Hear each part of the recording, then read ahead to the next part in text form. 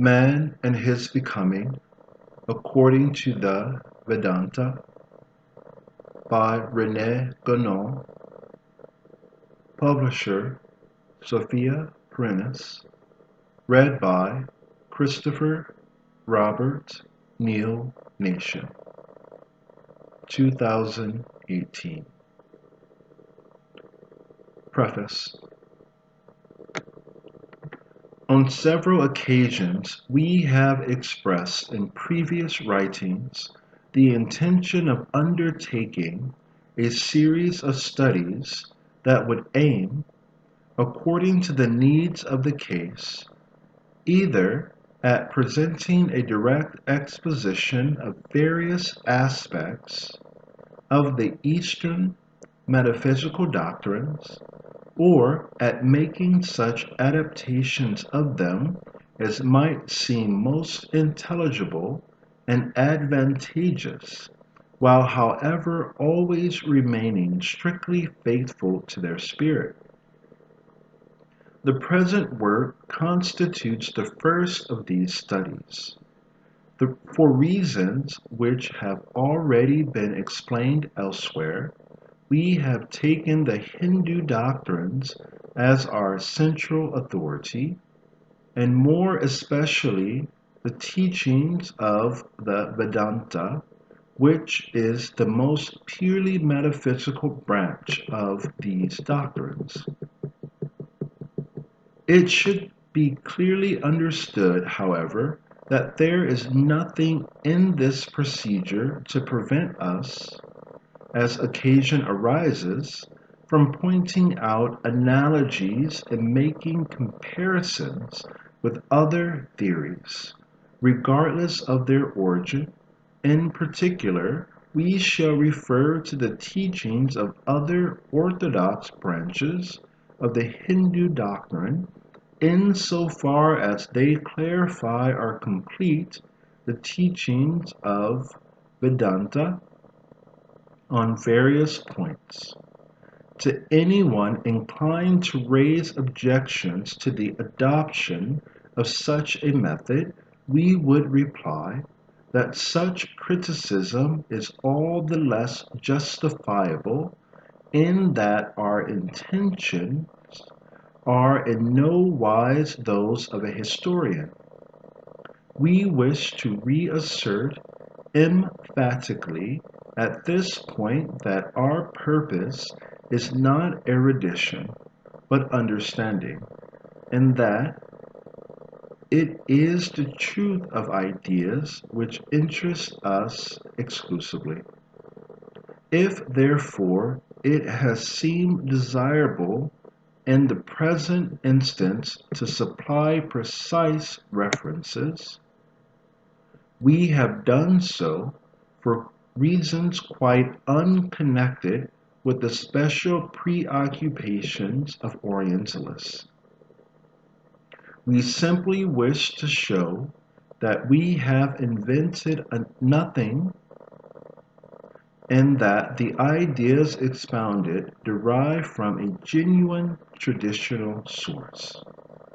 At the same time, for the sake of those who are able to profit thereby, we have furnished the means of referring to texts containing complementary information, for it goes without saying that we make no claim to put forward an absolutely complete exposition of the doctrine, even regarding a simple point. As for an exposition of the entire doctrine, such a thing would be a sheer impossibility. Either it would involve an interminable labor, or it would require to be put in so synthetic a form as to be quite incomprehensible to Western readers. Moreover, in a work of that sort, it would be extremely difficult to avoid an appearance of systematization which is incompatible with the most essential characteristics of the metaphysical doctrines. Doubtless, this would amount to no more than an appearance, but nonetheless it would inevitably be productive of extremely serious errors. All the more so since Western people, by reason of their mental habits, are only too prone to discover systems, even where none exists. One must forever be on one's guard against affording the slightest pretext for unjustifiable assimilations of this kind. Better abstain altogether from expounding a doctrine than contribute toward denaturing it, even if merely through clumsiness. Fortunately, however, there is a way out of the difficulty. This consists in treating a particular point or one more or less definite aspect of the doctrine at a time, leaving oneself free to take up other points afterward, in order to make them, in their turn, the subject of other separate studies. Moreover, there will never be any danger of these studies becoming what the erudite and the specialist call monographs, because the fundamental principles will never be lost sight of, and the secondary points themselves can therefore only appear as direct or indirect applications of those principles, from which all else derives. In these metaphysical orders, that is to say, in the realm of the universal, there can be no place at all for generalization. There can be no place at all for specialization. From the foregoing remarks, it should be clear why we have restricted the scope of the present study to the nature and constitution of the human being. To make our comments intelligible, we shall naturally be obliged to touch upon other subjects which at first sight may appear to be beside the point, but it will always be in relation to this one subject, that we shall introduce them. The principles themselves are possessed of a range vastly exceeding the entire field of their possible applications, but it is none the less legitimate to expound them, wherever such a thing is possible, in relation to this or that particular application. And this is a procedure which in fact offers considerable advantages. Moreover, it is only insofar as any question, no matter what, is related to principles that it can be said to be treated metaphysically. It is this truth which must never be lost sight of, so long as it is intended to treat of genuine metaphysics and not of the pseudo-metaphysics of European philosophers.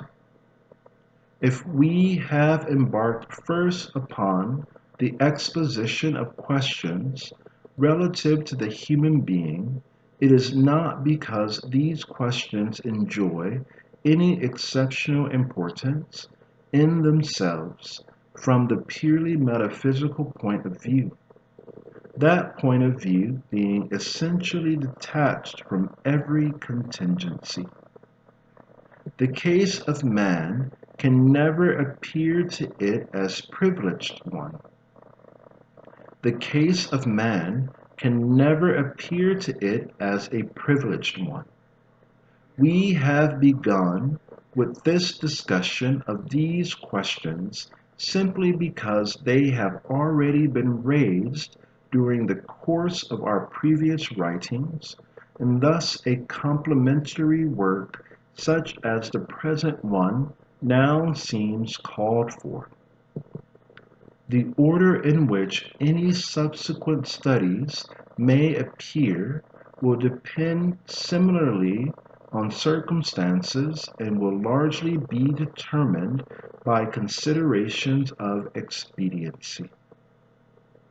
We think it advisable to mention this at the outset, lest anyone should be tempted to see some sort of hierarchical order in our works, either as regards the importance of the questions treated or as regards their interdependence one upon another. That would be to attribute to us an intention which we have never entertained. But we know only too well how easily misunderstandings arise, and this is why we take steps to forestall them whenever it lies within our power to do so. There is a further point which is of too great importance to be passed over without comment. In these preliminary observations, although we thought we had explained ourselves clearly enough on other occasions. But we have noticed that some people have failed to grasp our meaning, and it is therefore advisable to emphasize still further. Genuine knowledge, which alone concerns us, has little, if anything at all, to do with profane knowledge. The studies which go to make up the latter cannot be looked upon even as an indirect path of approach to sacred science. On the contrary, at times they even constitute an obstacle, by reason of the often irremediable mental deformation which is the commonest consequence of a certain kind of education. For understanding doctrines such as these we are expounding here, a study undertaken merely from the outside is of no avail. And we have already remarked, as we have already remarked, it is not a question of history or philology or literature. And we will add, at the risk of repeating ourselves to a degree which some may consider fastidious, it is not a question of philosophy either. All these things indeed belong to that order of knowledge which we class as profane or external, not from contempt, but because it is in fact nothing else. One is not called upon to consider whom one may happen to please or displease. One simply has to describe things as they are, giving to each thing the name and rank which normally belong to it.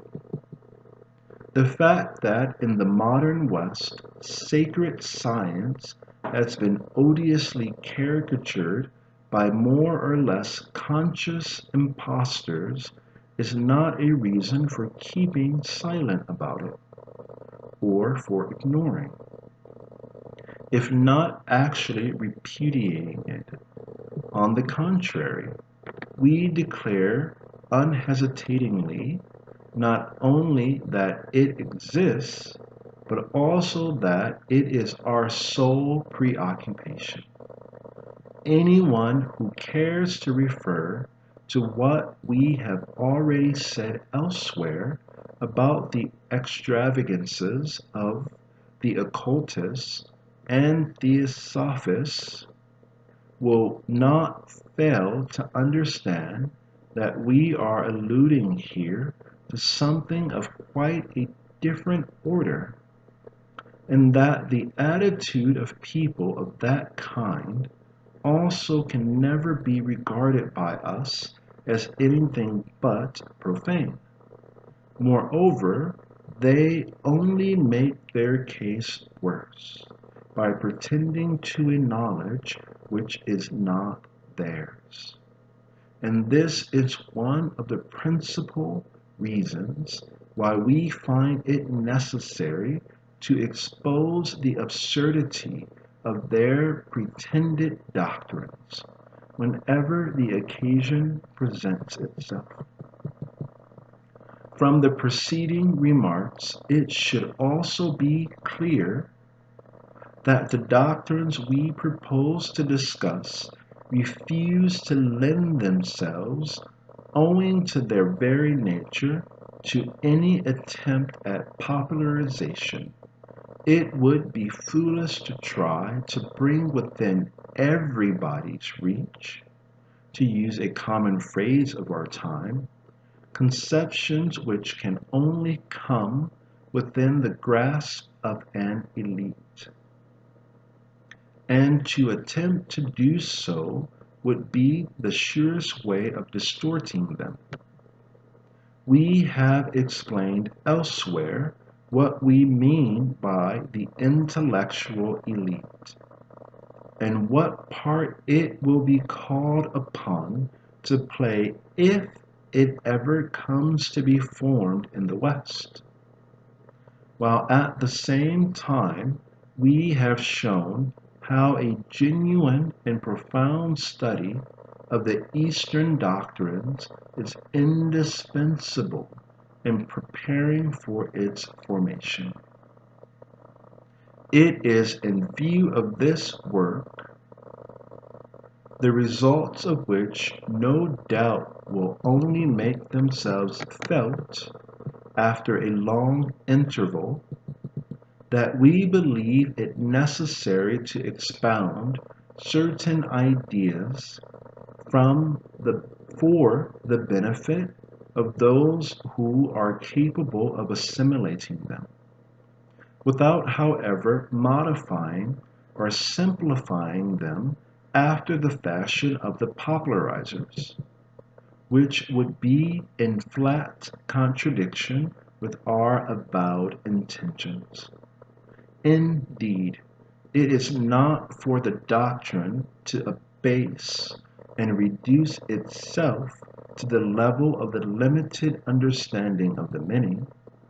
It is for those who are capable of it to raise themselves to the understanding of the doctrine in its integral purity, and it is only in this way that a genuine intellectual elite can be formed.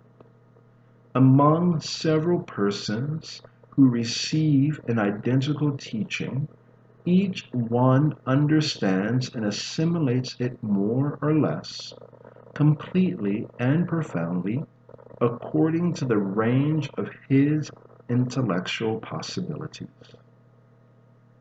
And in this way, selection, without which there could be no genuine hierarchy, comes about quite naturally. These questions have already been dealt with previously, but it was necessary to recall them before embarking upon a strictly doctrinal exposition. And the more unfamiliar they are to Western minds today, the more imperative it is to emphasize them.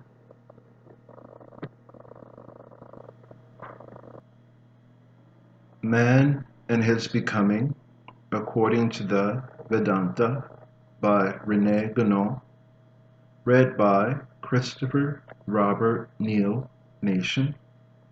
Chapter 1, General Remarks on the Vedanta. The Vedanta, contrary to an opinion widely held among Orientalists, is neither a philosophy nor a religion, nor does it partake, to a greater or lesser extent, of the character of either. To deliberately consider this doctrine under these aspects is one of the gravest errors, calculated to result in failure to understand anything about it from the outset. In fact, one reveals oneself thereby as a complete stranger to the true character of Eastern thought, the modes of which are quite different from those of the West and cannot be included within the same categories. We have already explained in a previous work that religion, if one is not to extend the scope of this word beyond its just limits, is something wholly Western.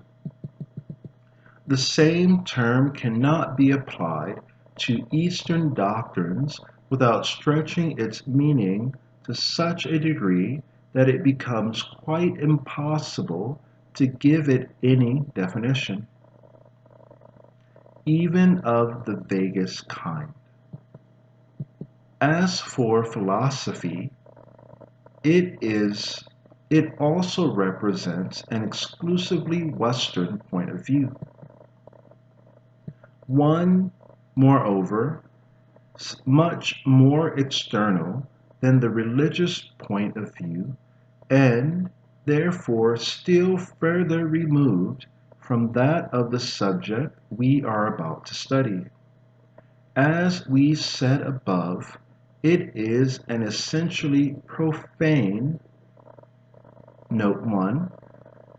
A single exception can be made for the very special sense in which the word is used in reference to the Hermetic philosophy, but it goes without saying that it is not this unusual sense that we at present have in mind, a sense which is moreover almost unknown to the moderns.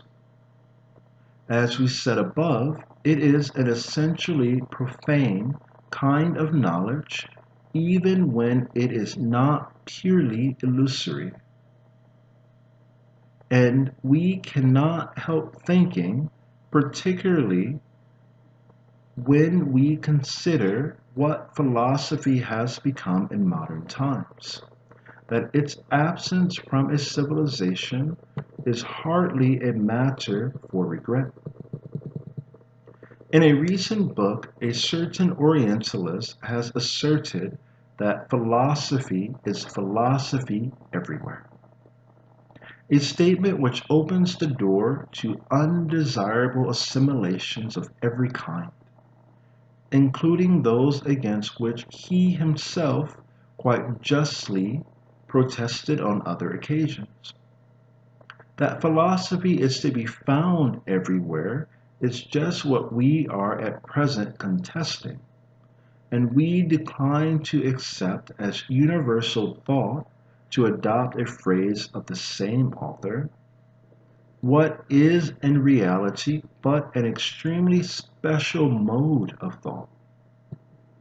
Another historian of the Eastern doctrine, while in principle admitting the inadequacy of inexactitude of those Western terms which have been persistently imposed upon them, nevertheless declared that he could see no way of dispensing with such terms, and he made as free a use of them as any of his predecessors.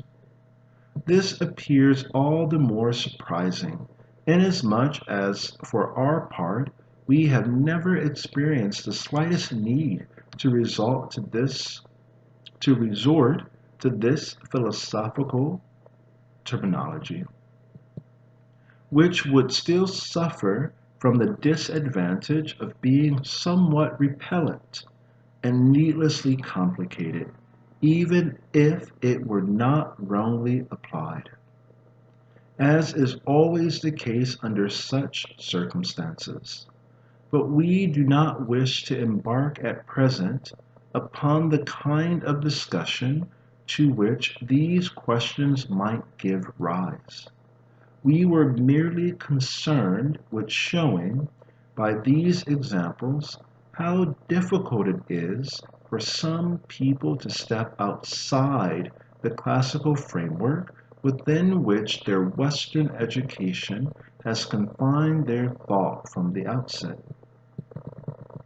To return to the Vedanta, it must be regarded in reality as a purely metaphysical doctrine, opening up truly unlimited possibilities of conception. And, as such, it can in no wise be contained within the more or less narrow framework of any system whatsoever.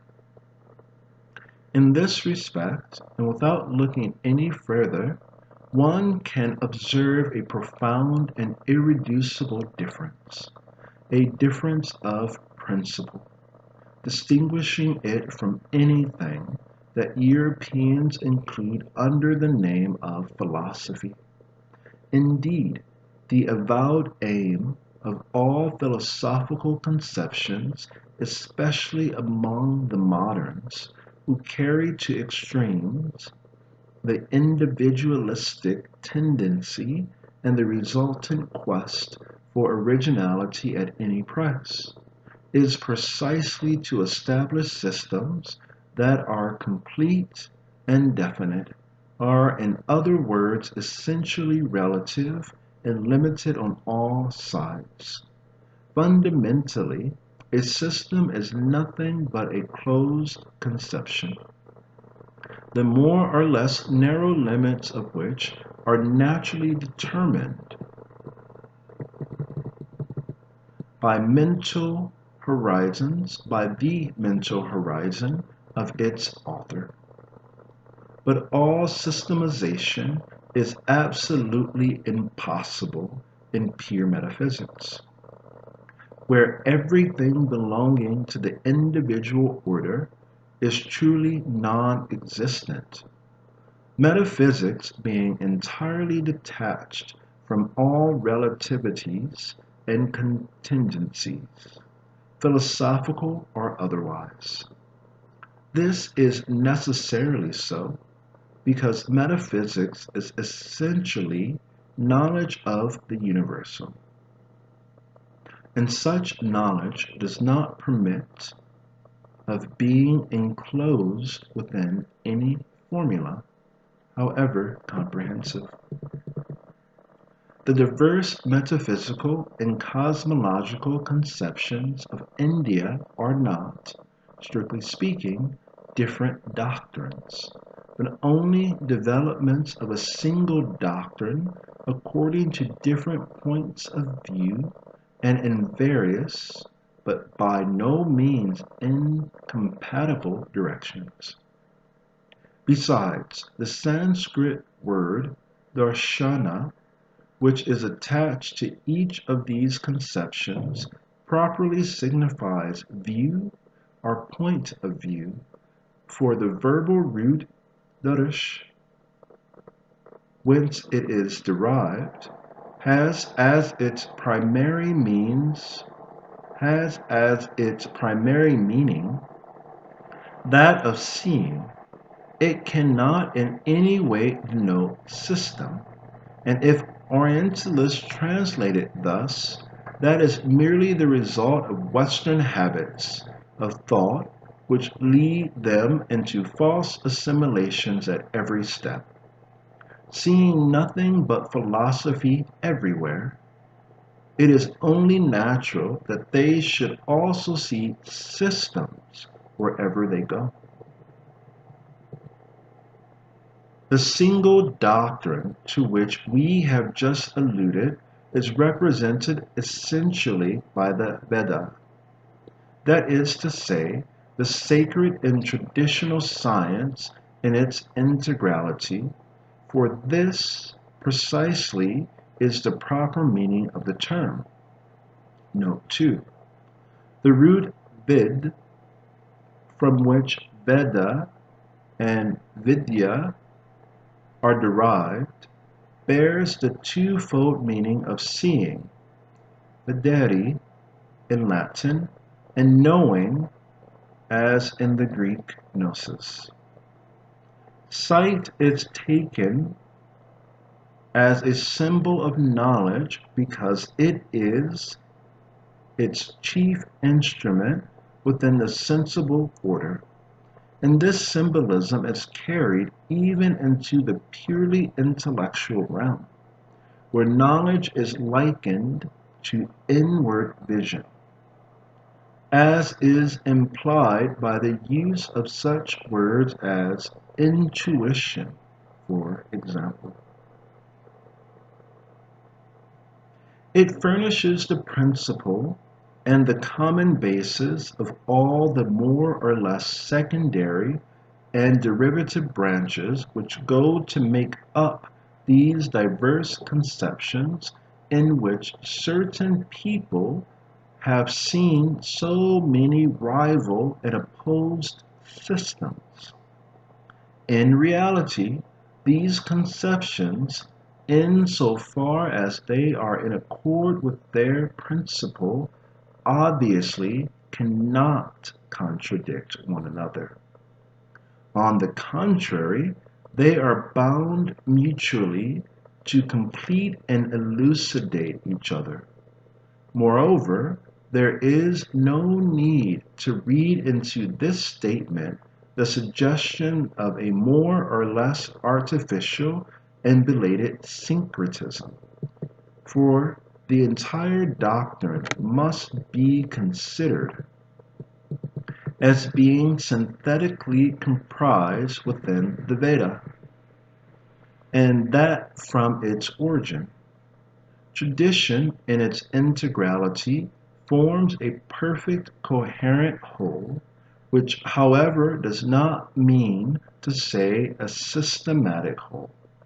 And since all the points of view which it comprises can as well be considered simultaneously as in succession, there cannot be any real object in inquiring into the historical order in which they may actually have been developed and rendered explicit. Even apart from the fact that the existence of oral transmission, probably lasting over a period of indefinite duration, would render any proposed solution quite misleading. Though the exposition may be modified to a certain degree externally in order to adapt itself to the circumstances of this or that period, it is nonetheless true that the basis of tradition always remains exactly the same, and that these external modifications in no wise reach or affect the essence of the doctrine.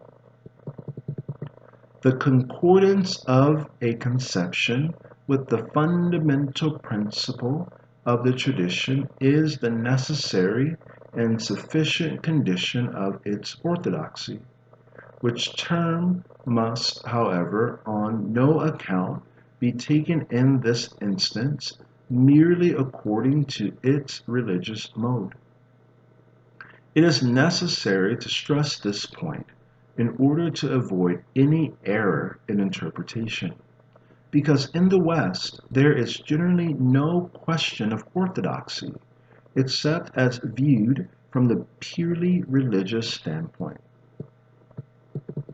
In everything that concerns metaphysics, or that proceeds more or less directly from it, the heterodoxy of a conception is fundamentally not different from its falsity, resulting from its disagreement with the essential principles. Since these are contained in the Veda, it follows that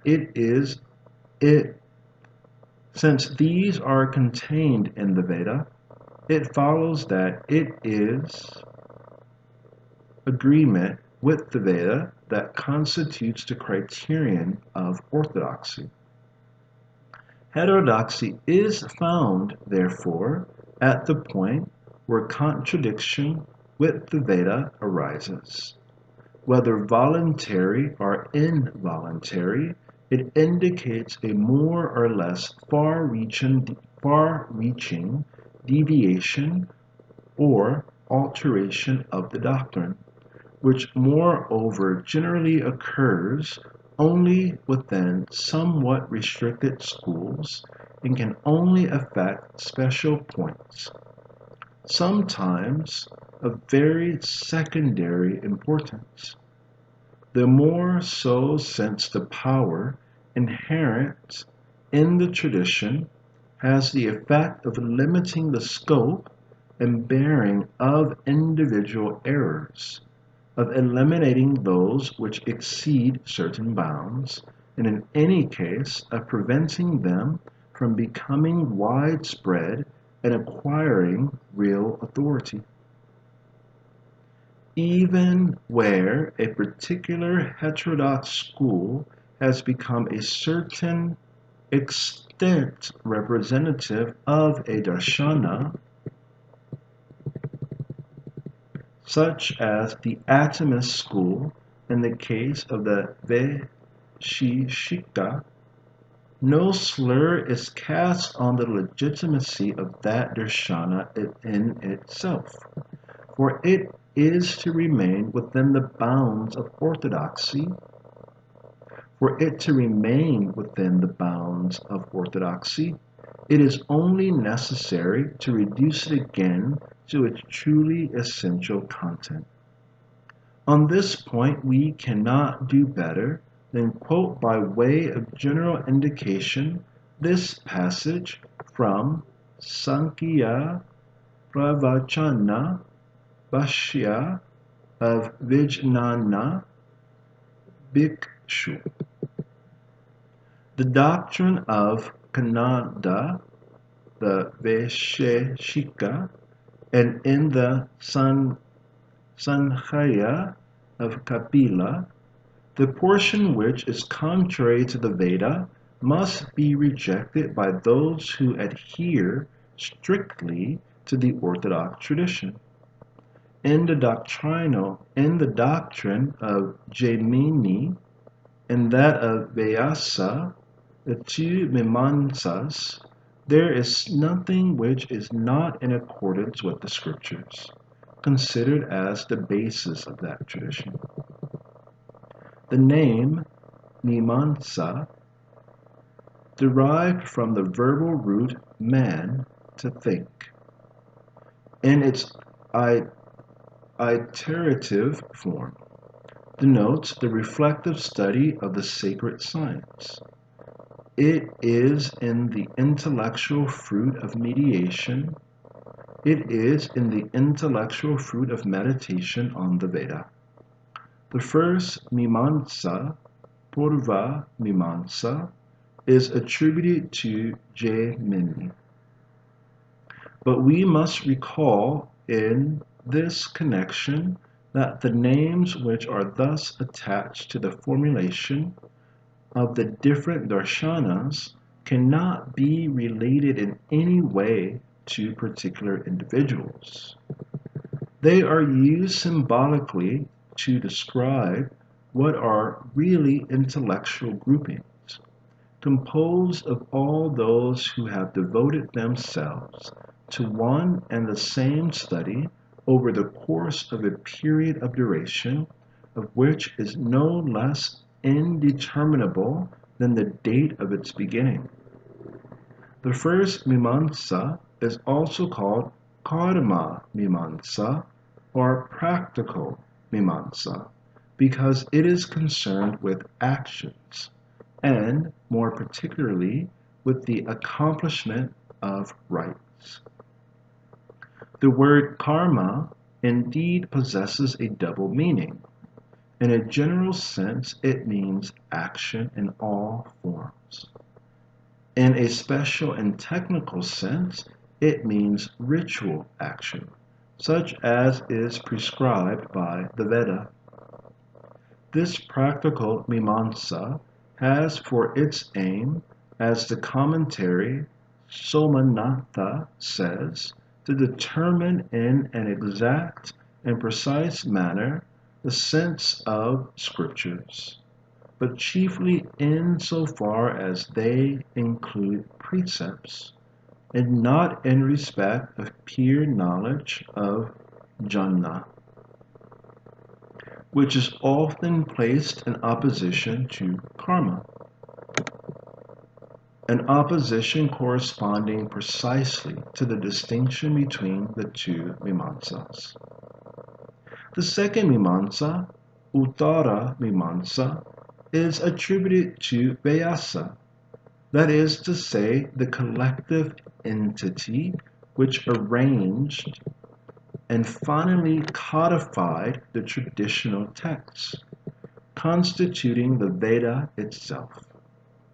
The attribution is particularly significant, for it is easy to see that it is not a historical or legendary person with whom we are dealing in this instance, but a genuine intellectual function amounting, one may say, to a permanent function, since Vyasa is described as one of the 7 Chiranjivas, literally being endowed with longevity, whose existence is not confined to any particular epoch.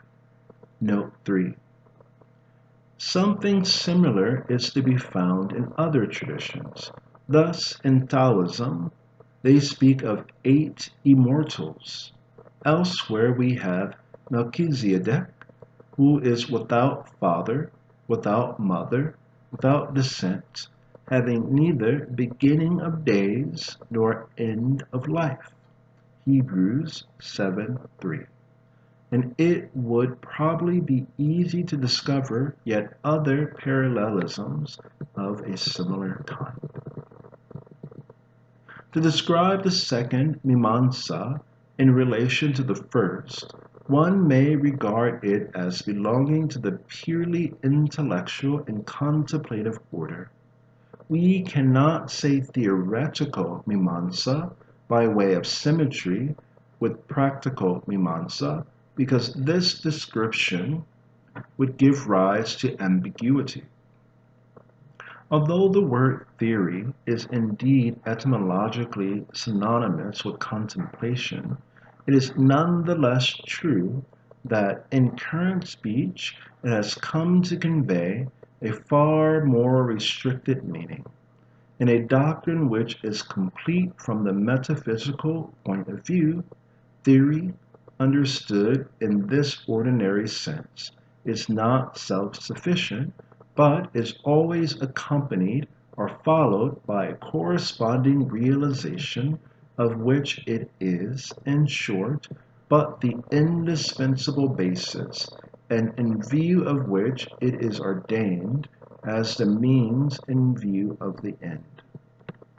The second Mimamsa is further entitled Brahma Mimamsa as being essentially and directly concerned with divine knowledge.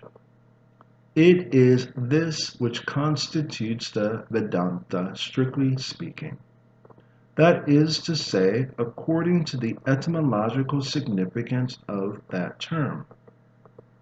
The end of the Veda, based principally upon the teaching contained in the Upanishads, this expression, end of the Veda, should be understood in the double sense of conclusion and of aim. On the one hand, the Upanishads do in fact form the last portion of the Vedic texts, and on the other hand, that which is taught therein, insofar at least as it can be taught, is the final and supreme aim of traditional knowledge in its entirety, detached from all the more or less particular and contingent applications derivable from it. In other words, with the Vedanta, we find ourselves in the domain of pure metaphysics. Meta meaning that which comes after. Physics meaning that which has form. The Upanishads, forming an integral part of the Veda, are one of the very foundations of the orthodox tradition, a fact which has not prevented certain Orientalists, such as Max Muller, from professing to detect in them the germs of a Buddhism interpreted after the modern fashion, that is to say, of a heterodoxy. Such a statement obviously amounts to a contradiction in terms, and it would assuredly be difficult to carry misunderstanding further. One cannot insist too strongly on the fact that it is the Upanishads which here represent the primordial and fundamental tradition and consequently constitute the Vedanta in its essence. It follows from this that in a case of doubt as to the interpretation of the doctrine, it is always to the authority of the Upanishads that it is necessary to appeal in the last resort. The principal teachings of the Vedanta, as extracted expressly from the Upanishads, have been coordinated and synthetically formulated in a selection of aphorisms known either as Brahma Sutras or Shariaka Mimamsa. Note 4. The term Shariaka has been interpreted by Ramanuja in his commentary Sri Vaishya on the Brahma Sutras 1.1.13 as referring to the Supreme Self, Paramatma, which is in a sense incorporated, Charita, in all things. The author of these aphorisms, who is called Badarayana and Krishna Dvayapayana, is identified with Vyasa. It is important to note that the Brahma Sutras belong to the class of traditional writings called Smriti, while the Upanishads, like all the other Vedic texts, form part of Shruti, but the authority of Smriti is derived from that of Shruti, on which it is based. Shruti is not revelation in the religious and Western sense of the word, as most Orientalists would have it, who here again confuse two very different points of view. It is the fruit of direct inspiration, so that it is its own right, so that it is in its own right that it holds its authority. Shruti, says Shankaracharya, is a means of direct perception in the sphere of transcendent knowledge, since in order to be an authority, it is necessarily independent of all other authority, while smriti plays a part that is analogous to induction, in that it derives its authority from an authority other than itself. Note 5. In Hindu logic, perception, pratyaksha, and induction or inference, anumana, are the two means of proof, brahmanas, that can be legitimately employed in the realm of sensible knowledge.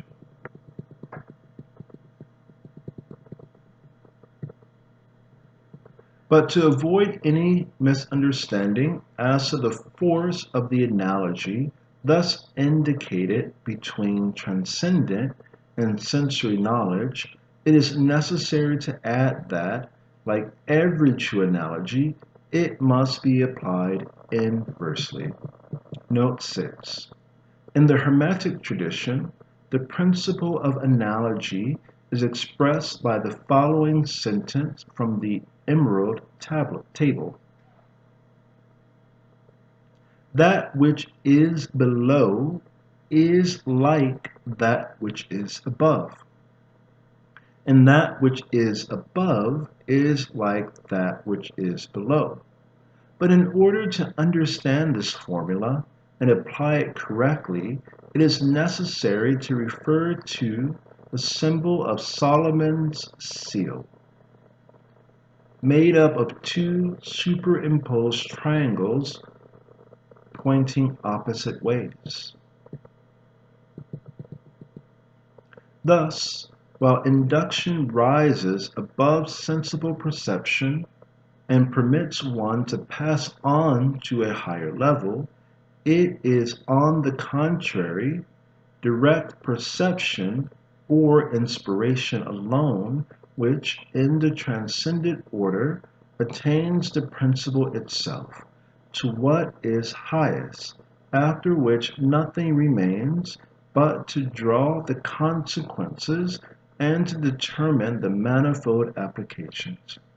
It may further be said that the distinction between Shruti and Smriti is fundamentally equivalent to that between immediate intellectual intuition and reflective consciousness.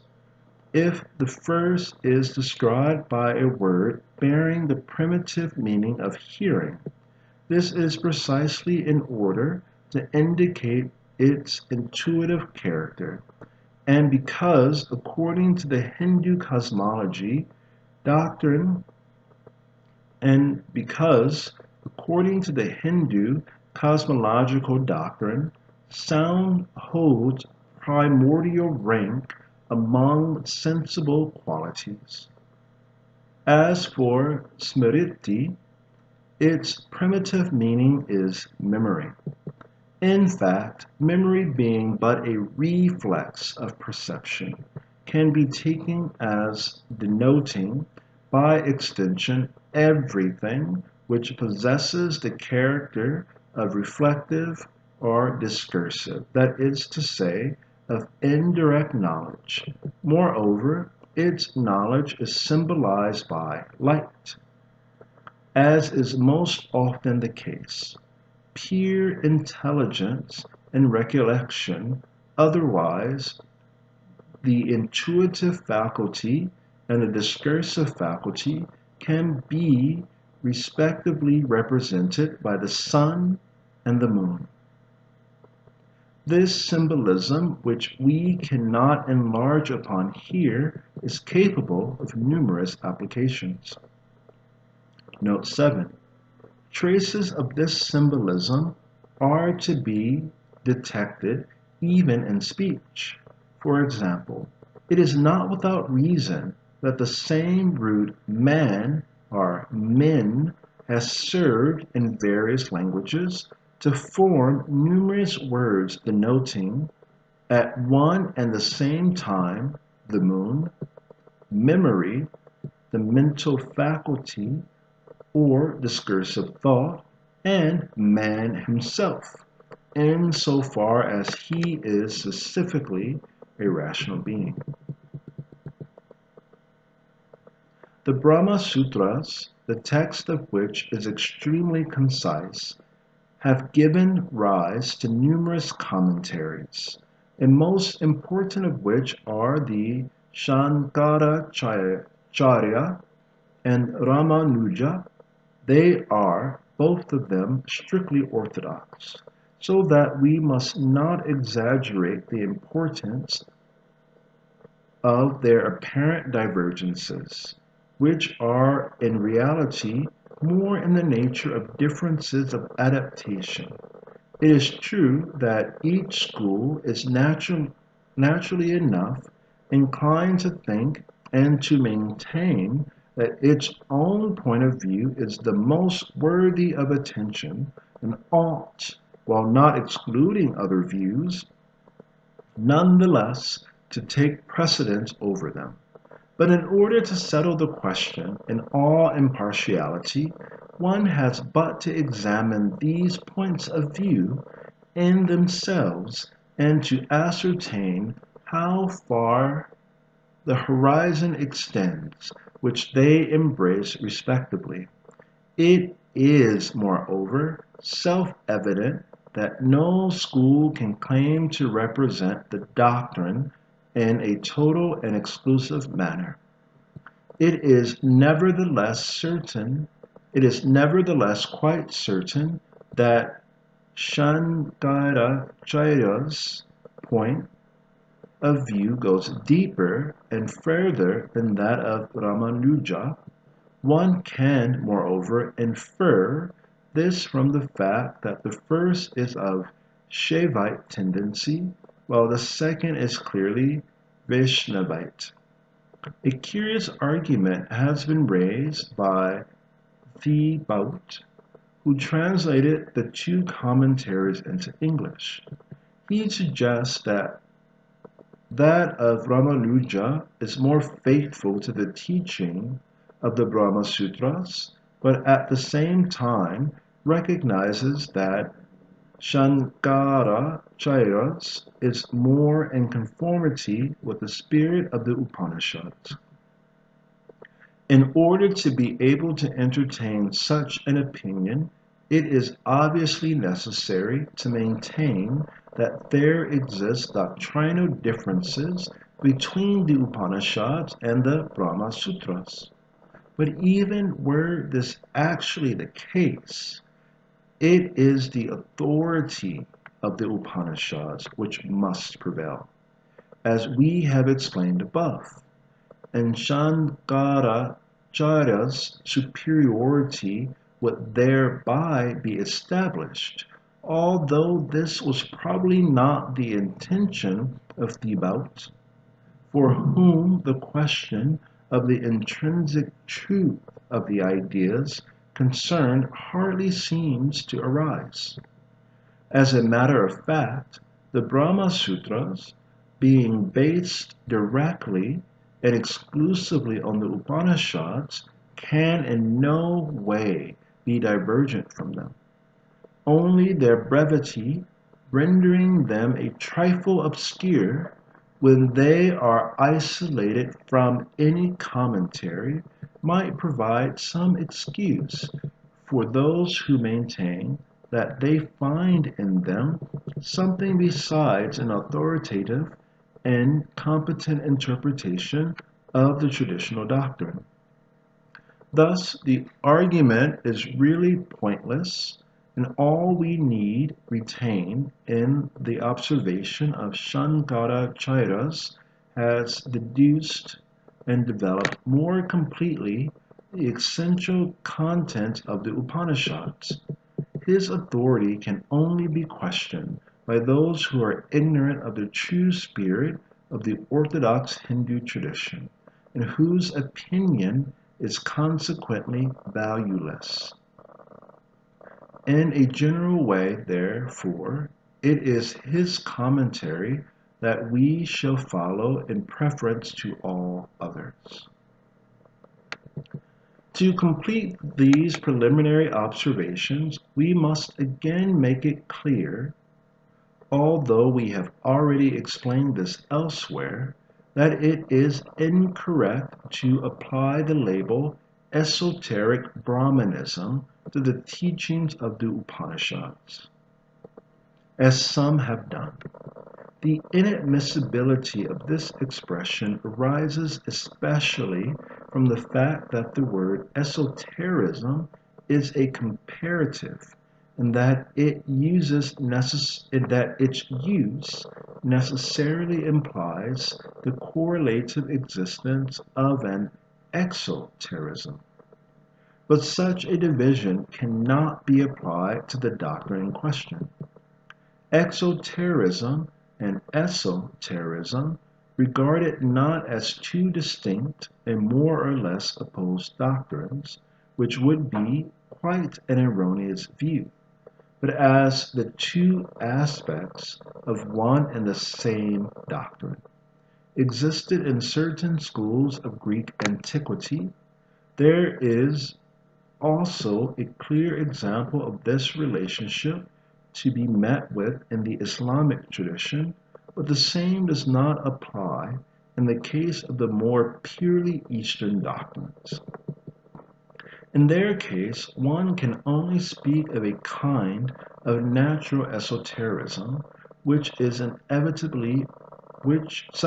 inevitably pertains to every doctrine, especially in the metaphysical sphere, where it is important always to take into account the inexpressible, which is indeed what matters most of all, since words and symbols, all told, serve no purpose beyond acting as aids to conceiving it, by providing supports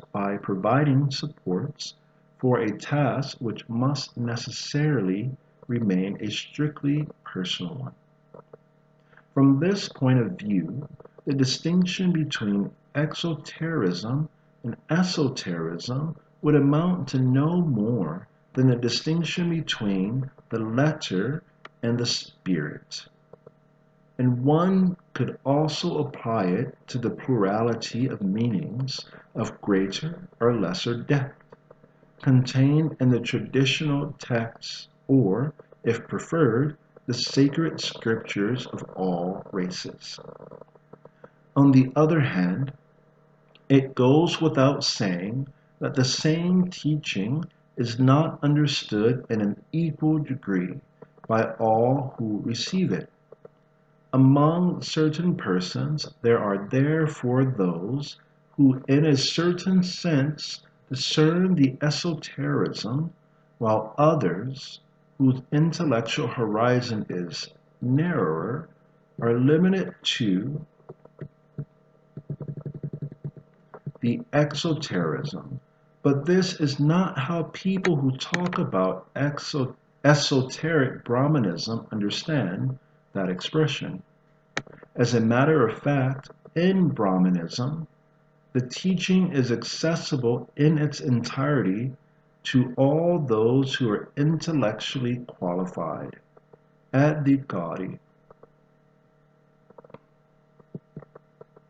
That is, capable of deriving a real advantage from it.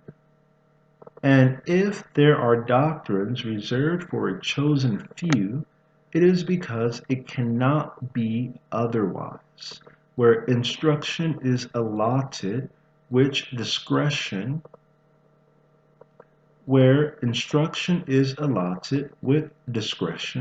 and in accordance with the real capacities of men. Although the traditional teaching is not esoteric in the strict sense of the word, it is indeed initiatic, and it differs profoundly in all its methods from that profane education which the credulity of modern Westerners so strangely overrates. This we have already pointed out when speaking of sacred science, and of the impossibility or popularizing it. and of the impossibility of popularizing it. This last observation prompts us to a further remark. In the East, the traditional doctrines always employ oral teaching as their normal method of transmission, even in cases where they have been formulated in written texts. There are profound reasons for this, because it is not merely words that have to be conveyed, but above all, it is a genuine participation in the tradition which has to be assured.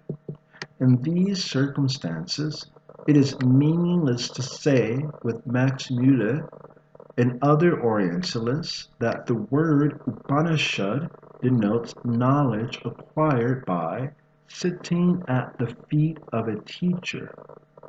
This title, if such were the meaning, would then apply without distinction to all parts of the Veda.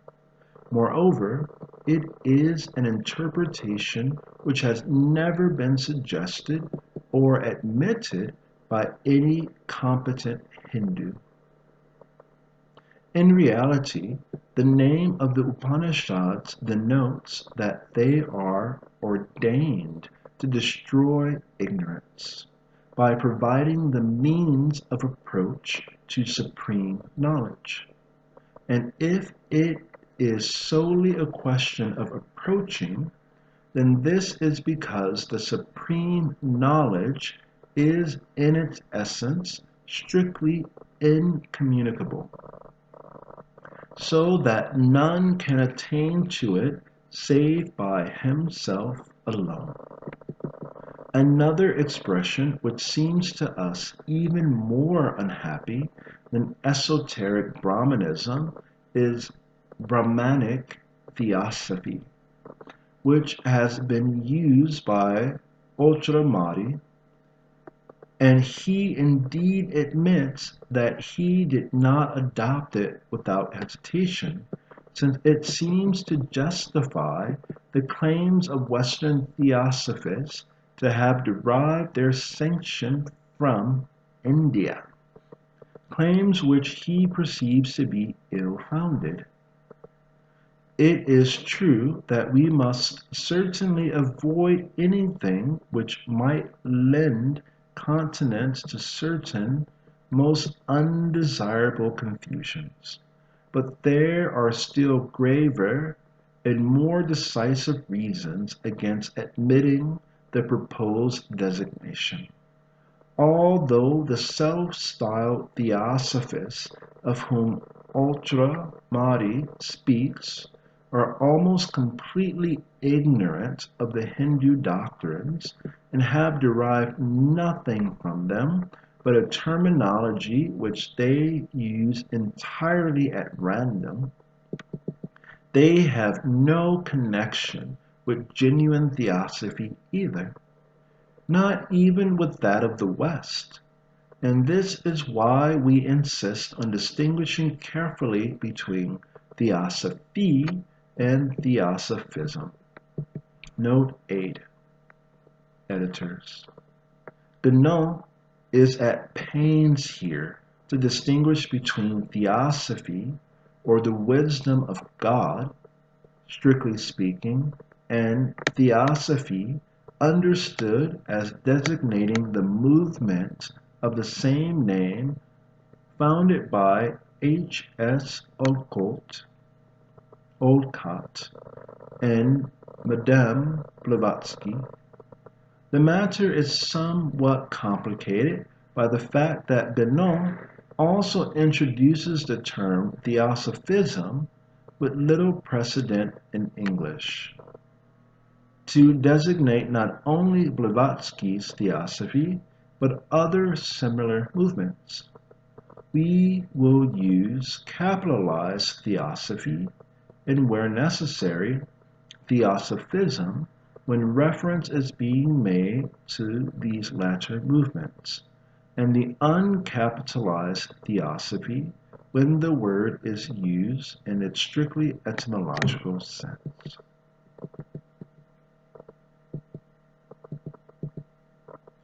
But leaving Theosophism aside, it can still be said that no Hindu doctrine, or more generally still, no Eastern doctrine, has enough points in common with Theosophy to justify describing it by that name.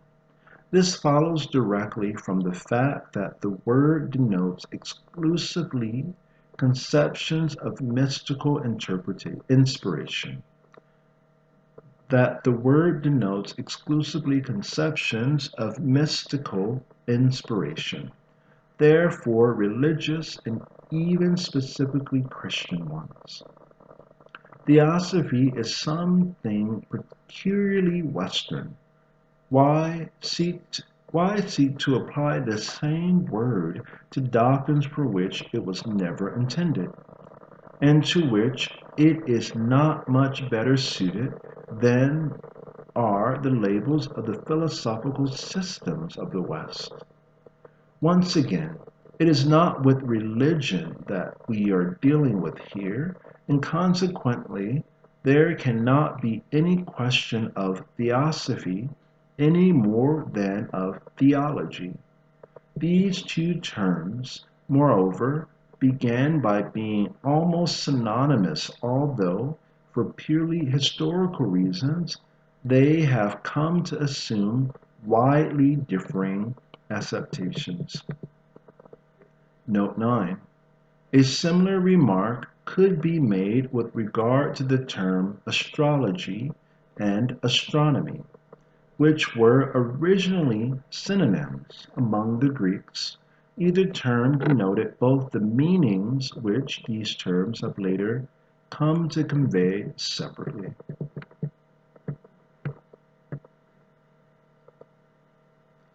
It will perhaps be objected that we have ourselves just made use of the phrase divine knowledge, which is equivalent, after all, to the original meaning of the words theosophy and theology. This is true, but in the first place, we cannot regard the last named term exclusively from an etymological standpoint. For there are among those with reference to which it has by now become quite impossible to ignore the changes of meaning which long usage has brought about. Moreover, we readily admit that this term, divine knowledge, is not itself entirely adequate. But owing to the unsuitability of European languages for the purpose of expressing purely metaphysical ideas, there was no better expression available. Besides, we do not think that there are any serious objections to its use, divine knowledge, since we have already been careful to warn the reader not to apply a religious shade of meaning to it, such as it must almost inevitably bear when related to Western conceptions.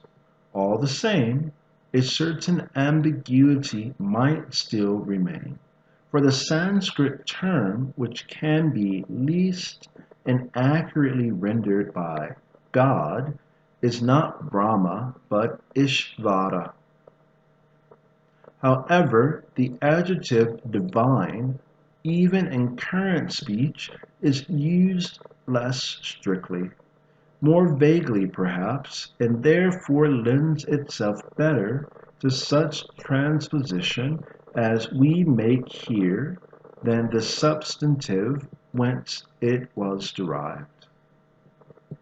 The point to note is that such terms as theology and theosophy, even when regarded etymologically and apart from all intervention of the religious point of view, can only be translated into Sanskrit as Ishvara Vidya.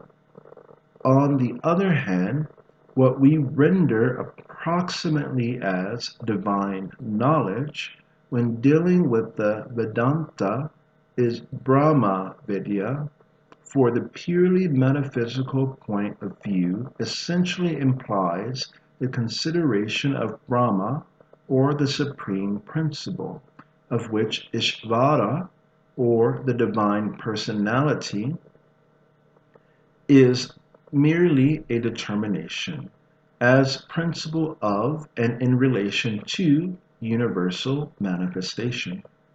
The consideration of Ishvara, therefore, already implies a relative point of view.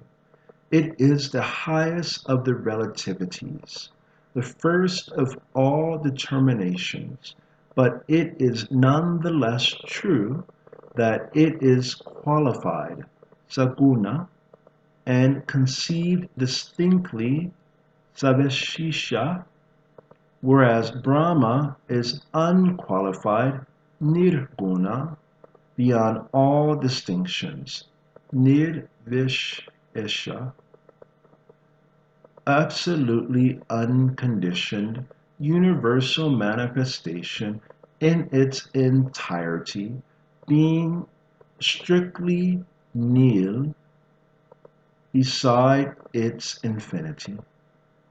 Metaphysically, manifestation can only be considered from the point of view of its dependence upon the supreme principle and in the quality of a mere support for raising oneself to transcendent knowledge. Or again, taking things in inverse order, as an application of the principial truth.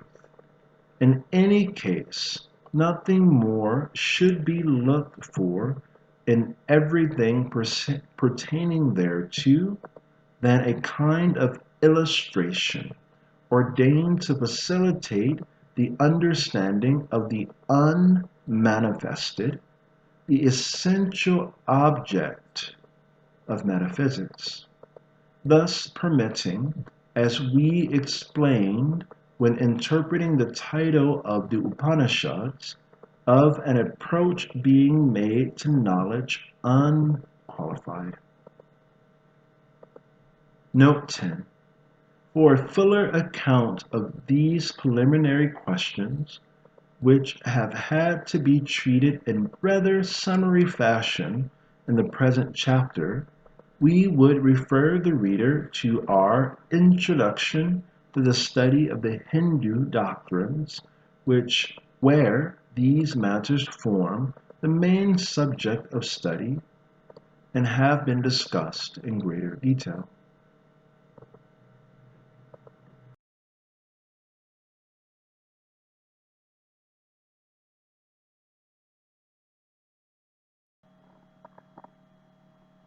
Man and his becoming, according to the Vedanta, Chapter 2, Fundamental Distinction between Self and Ego.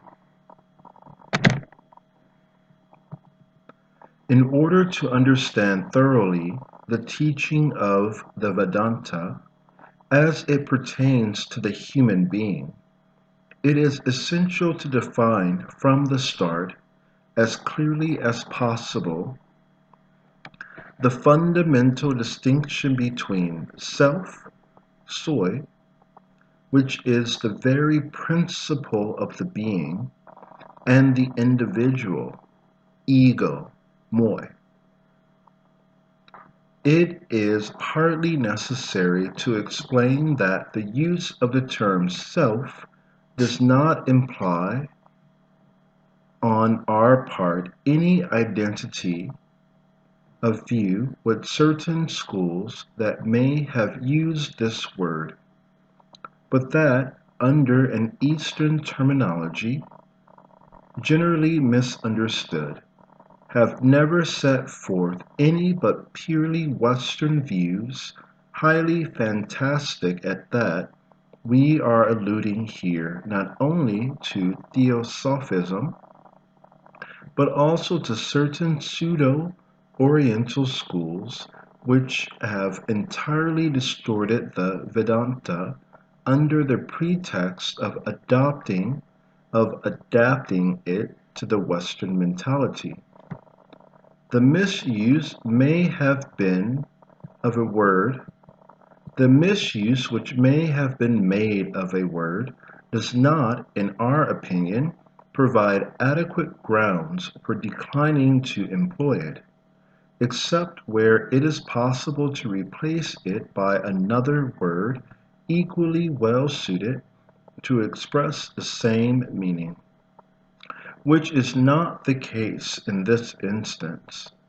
Besides, too great a strictness on this score would undoubtedly leave very few terms indeed at one's disposal, especially as there exists hardly any which at one time or another have not been misapplied by some philosopher. The only words which we intend to reject are those invented deliberately to express views which have nothing in common with what we are expounding. Such, for example, are the names of the different kinds of philosophical systems. Such also are the terms which belong specifically to the vocabulary of the occultist and other neo-spiritualists. As for terms which the last named have merely borrowed from earlier doctrines which they habitually and shamelessly plagiarize, without understanding anything about them, obviously we need have no scruples about employing such words, while at the same time restoring the meaning which normally belongs to them. In place of the terms self and ego, we may also use those of personality and individuality, with one reservation, however, for the self, as we shall explain later on, may denote something over and above the personality. The theosophists who seem to have taken a delight in confusing their terminology interpret the personality and the individuality in a sense which is the exact opposite of that in which they should rightly be understood. It is the first which they identify with the ego, and the second with the self. Previously, on the contrary, even in the West, whenever any distinction has been made between these two terms, the personality has always been regarded as superior to the individuality. And that is why we say that this is their normal relationship, which there is every reason to retain. Scholastic philosophy, in particular, has not overlooked this distinction, but it does not seem to have grasped its full metaphysical significance, nor to have extracted the most profound consequences which follow from it. This is moreover what often occurs even on occasions where scholasticism shows the most remarkable similarity with certain portions of the Eastern doctrines. In any case, the personality, metaphysically speaking, has nothing in common with what modern philosophers so often call the human person, which is, in fact, nothing but the individuality pure and simple. Besides, it is this alone, and not the personality, which can strictly be called human. In a general way, it appears that Westerners, even when they attempt to carry their views further than those of the majority, mistake for the personality what is actually but the superior part of the individuality, or a simple extension of it. Leon Daudet, Note 1, Leon Daudet, in certain of his works, has distinguished in the human being between what he calls self, soi, and ego, moi. But both of these, as he conceives them, are for us equally included in the individuality and fall entirely within the scope of psychology, which, whatever he may have supposed, is quite incapable of extending its sway so far as to include the personality. Moreover, the fact of having tried to establish such a distinction indicates a kind of presentiment which deserves to be pointed out as remarkable in an author who had no pretensions to be called a metaphysician.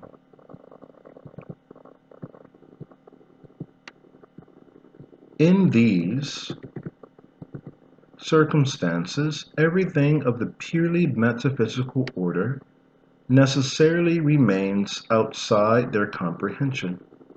The self is the transcendent and permanent principle of which the manifested being, the human being, for example, is only a transient and contingent modification. A modification which, moreover, can in no way affect the principle, as will be explained more fully in what follows.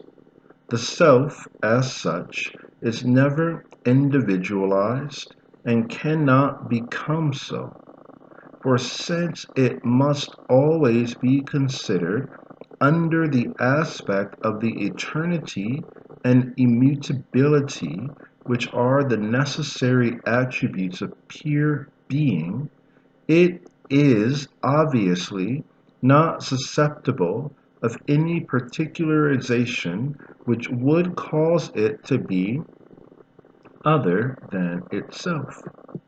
Immutable in its own nature, it merely develops the indefinite possibilities which it contains within itself. By a relative passing from potency to act through an indefinite series of degrees, its essential permanence is not thereby affected.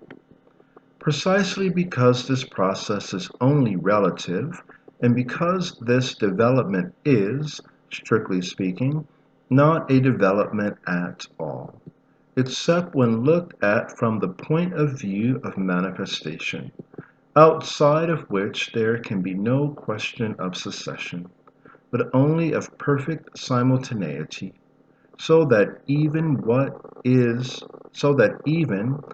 virtual under one aspect is found nevertheless to be realized in the external present. As regards manifestation, it may be said that the self develops its manifold possibilities, indefinite in their multitude, through the multiplicity of modalities of realization, amounting for the integral being to so many different states, of which states, one alone, limited by the special conditions of existence which define it, constitutes the portion, or rather the particular determination of that being which is called human individuality. The self is thus the principle by which all the states of the being exist, each in its own domain.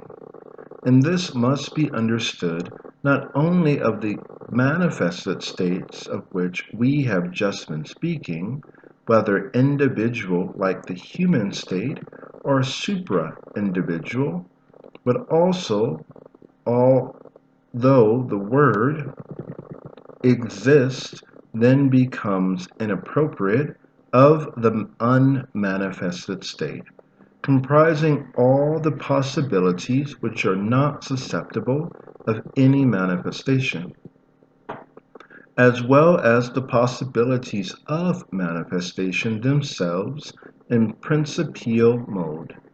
But the self derives its being from itself alone, and neither has nor can have, in the perfect and indivisible unity of its nature, any principle which is external to it. Note 2.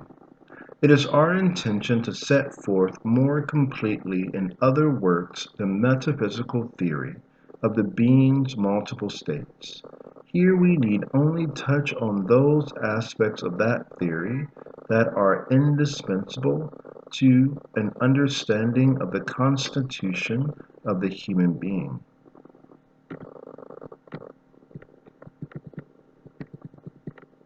The self, considered in this manner in relation to a being, is properly speaking the personality.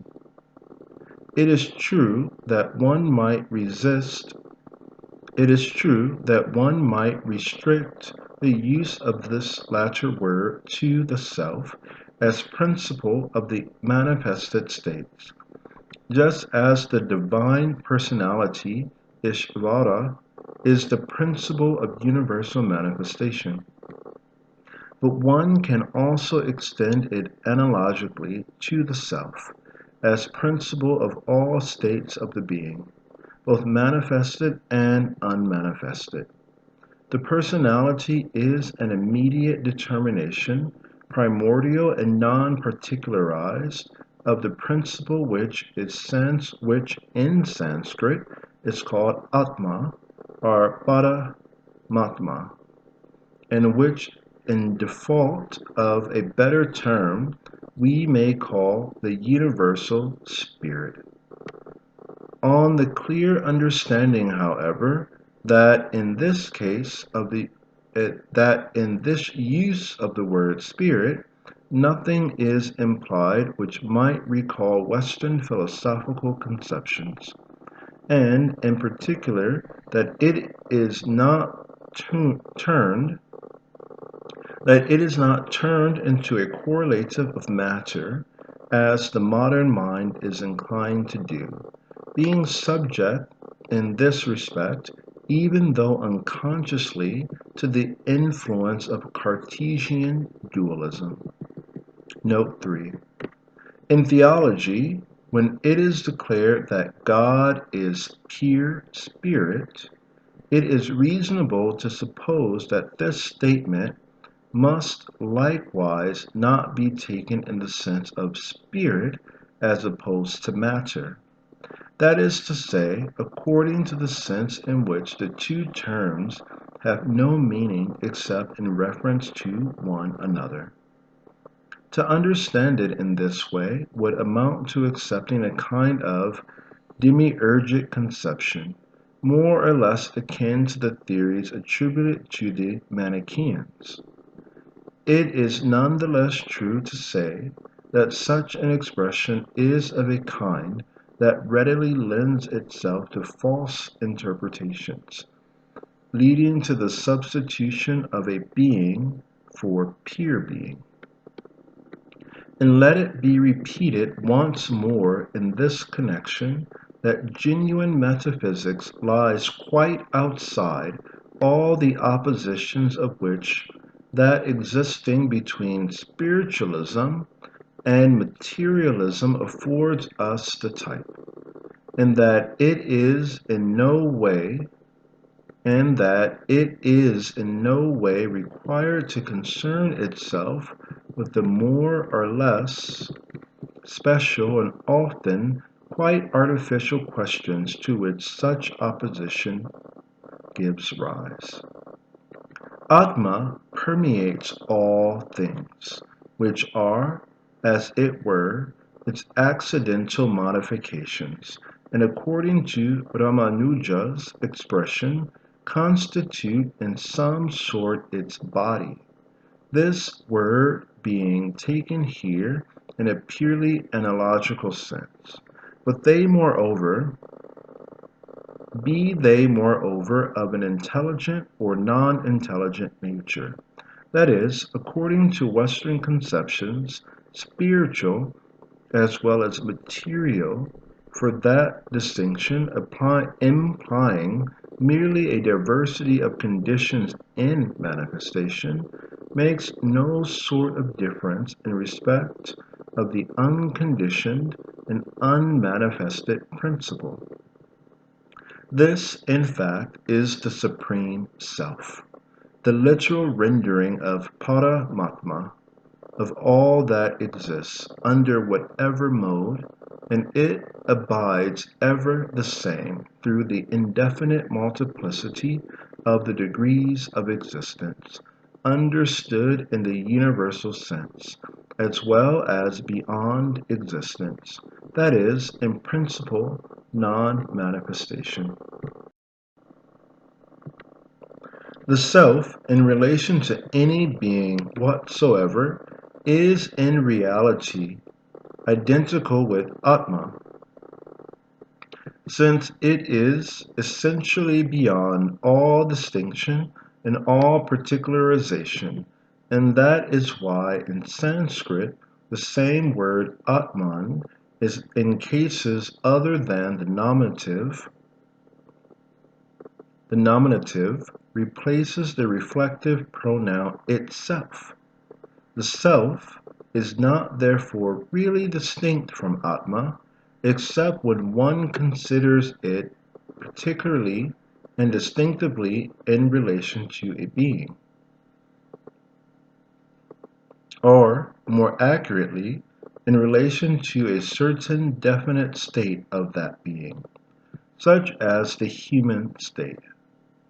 And insofar as one considers from this special and limited point of view alone, in this case, moreover, the self does not really become distinct from Atma in any way, since, as we said above, it cannot be other than itself, and obviously cannot be affected by the point of view from which we regard it, any more than by any other contingency. What should be noted is that to the extent that we make this distinction, we are departing from the direct consideration of the self, in order to consider its reflection in human individuality or in some other state of the being. For, needless to say, when confronted with the self, all states of manifestation are strictly equivalent and can be regarded in the same way. But just now, it is the human individuality which more particularly concerns us. The reflection in question determines what may be called the center of this individuality. But if isolated from its principle, that is, the self, it can only enjoy a purely illusory existence. For it is from that principle that it derives all its reality, and it effectually possesses this reality only through participation in the nature of the self. That is, insofar as it is identified therewith by universalization. The personality, let us resist once more, belongs essentially to the order of principles in the strictest sense of the word, that is, to the universal order. It cannot therefore be considered from any point of view except that of pure metaphysics, which has precisely the universal for its domain. The pseudo-metaphysician of the West, the pseudo-metaphysicians of the West are in the habit of confusing the universal things which, in reality, pertain to the individual order, or rather, as they have no conception at all of the universal, that to which they fallaciously apply this name is usually the general, which is properly speaking but a mere extension of the individual. Some carry the confusion still further. The empiricist philosophers, who cannot even conceive the general, identify it with the collective, which by right belongs to the particular order only. And by means of these successive degradations, which end by reducing all things to the level of sensory knowledge, which many indeed regard as the only kind of knowledge possible, because their mental horizon does not extend beyond this domain, and because they wish to impose on everybody else the limitations which are but the effect of their own incapacity, whether inborn or acquired through a particular form of education. To forestall any misunderstandings of the kind just described, and in order to avoid tedious repetition, we will here once and for all provide the following table, which sets forth the essential distinction in this connection, to which we ask our readers to refer when necessary. Universal individual, general particular, collective singular. These are steps. Universal individual, general particular, collective singular. It is important to add that the distinction between the universal and the individual must not be regarded as a correlation, for the second of these two terms, general particular, being strictly annulled in respect of the first, cannot in any way be opposed to it. The same is true with regard to the unmanifested and the manifested. Moreover, it might at first sight appear that the universal and the unmanifested should coincide, and from a certain point of view, their identification would in fact be justified. Metaphysically, it is the unmanifested which is the all-essential. However, account must be taken of certain states of manifestation which, being formless, are from that very fact supra-individual.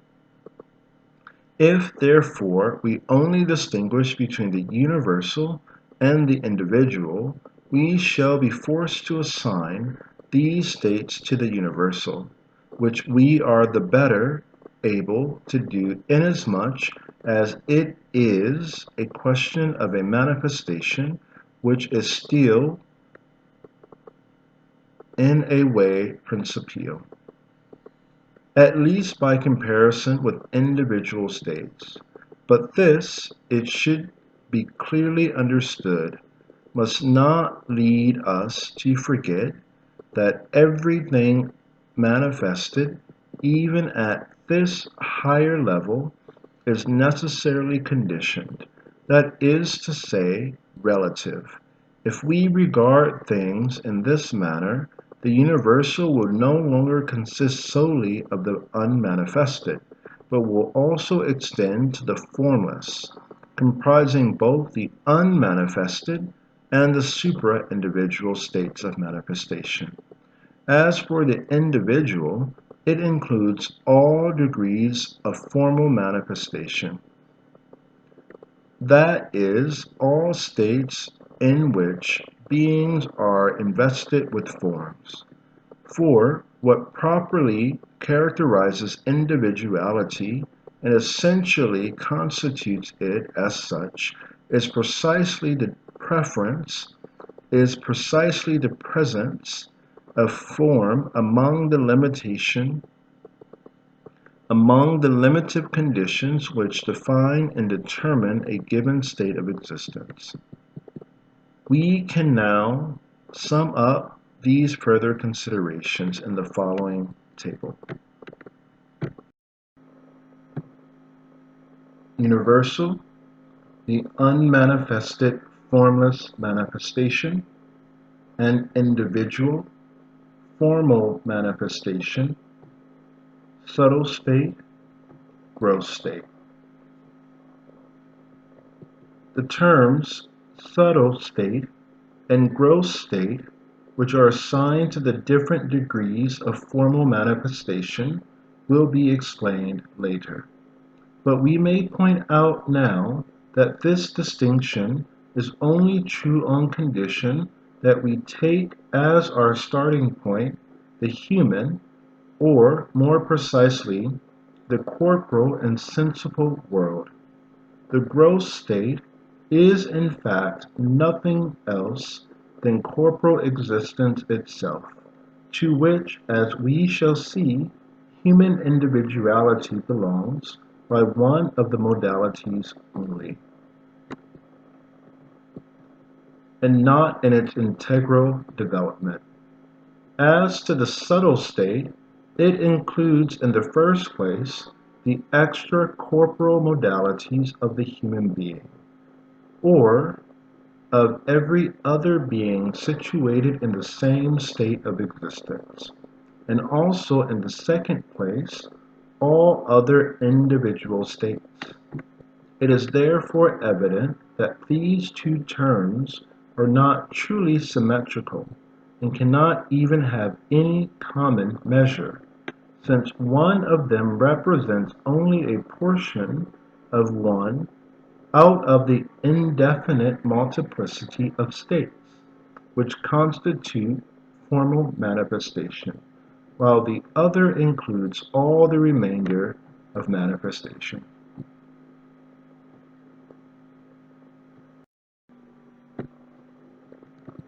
Note 4. This asymmetry can be made more intelligible by applying to it a well-established observation of ordinary logic.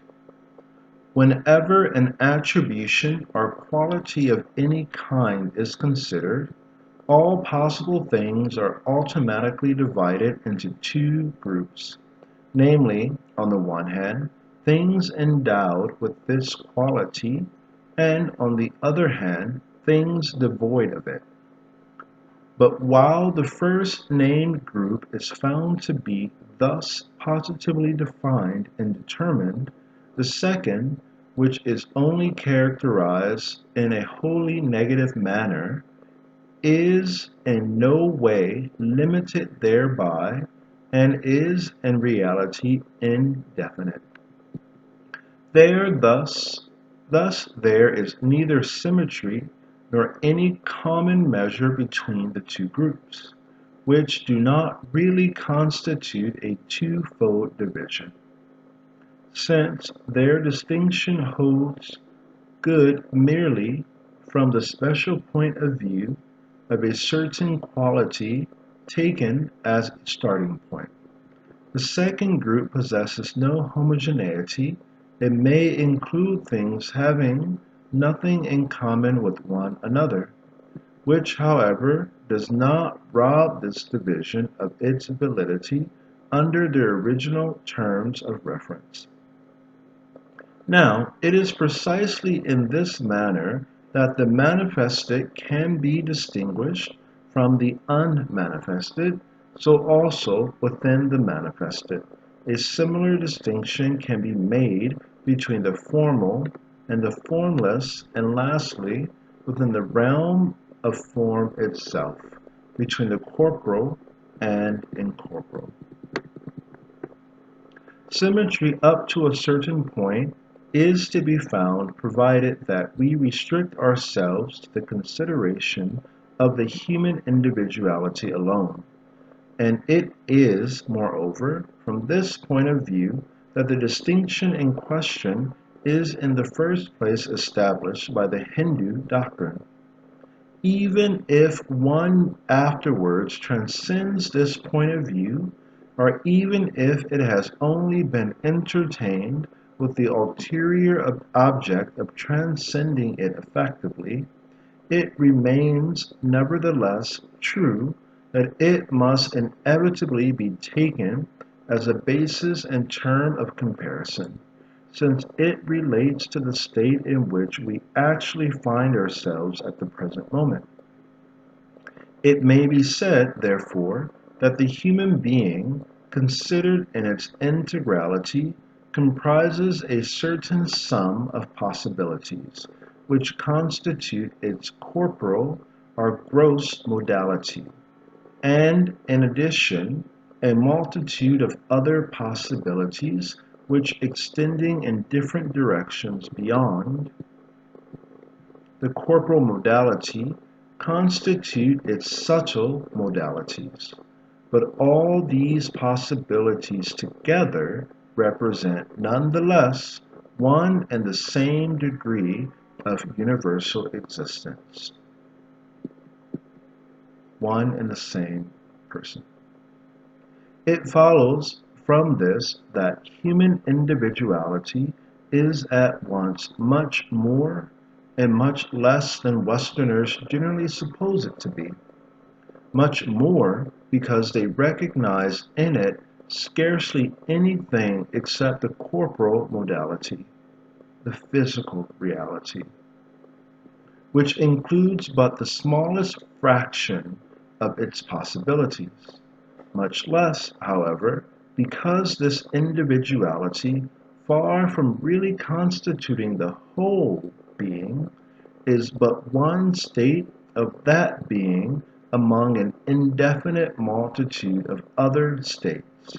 Moreover, the sum of all these states is still nothing at all in relation to the personality, which alone is the true beginning, which alone is the true being, because it alone represents its permanent and unconditioned state, and because there is nothing else which can be considered as absolutely real. All the rest is, no doubt, real also, but only in a relative way, by reason of its dependence upon the principle, and insofar as it reflects it in some degree. As the image reflected in a mirror derives all its reality from the object it reflects, and could enjoy no existence apart from it, as in this video, but this lesser reality, which is only participative, is illusory in relation to the supreme reality, as the image is also illusory in relation to the object. And if we should attempt to isolate it from the principle, this illusion would become a pure and simple non-entity. We thus observe that existence, that is to say conditioned and manifested being, is at once real in one sense and illusory in another. And this is one of the essential points which Western writers, who have distorted the Vedanta by their erroneous and highly prejudiced interpretations, have failed to grasp. We must furthermore warn philosophers, more especially, that the universal and the individual are by no means for us what we call categories, and we will recall to mind, for the more modern among them seem to have forgotten it somewhat, that categories in the Aristotelian sense of the word are nothing but the most general of all genera, so that they still belong to the individual domain, of which, moreover, they denote the limit from a certain point of view. It would be more correct to compare with the universal what the scholastics term transcendentals, which do precisely transcend all genera, including the categories, But although these transcendentals do indeed belong to the universal order, it would still be a mistake to suppose that they constitute the whole of the universal, or even that they are the most important consideration in pure metaphysics. They are co-extensive with being, but they do not transcend being. At which point, moreover, the doctrine in which they are thus considered stops short. Although ontology does indeed pertain to metaphysics, it is very far from constituting metaphysics in its entirety. For being is not the unmanifest in itself, but only the principle of manifestation. Consequently, that which is beyond being is, metaphysically, much more important than being itself. In other words, it is Brahma and not Ishvara which must be recognized as the supreme principle. This is declared expressively and above all by the Brahma Sutras, which open with these words. Now begins the study of Brahma, to which Shankaracharya adds the following commentary. This first sutra, while enjoining the quest of Brahma, advises a reflective study of the texts of the Upanishads carried out with the aid of a dialectic which, taking them as its basis and principle, is never in disagreement with them, and which, like them, but only in the capacity of simple auxiliary means, envisages deliverance as the goal.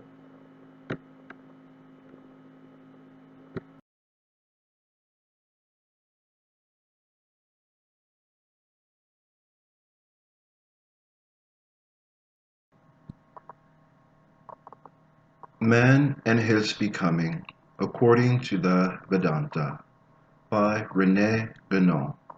Read by Christopher Robert Neal Nation. Chapter 3. The Vital Center of the Human Being. Seat of Brahma. The Self, as we have seen in the last chapter, must not be regarded as distinct from Atma. And, moreover, Atma is identical with Brahma itself. This is what may be called the supreme identity.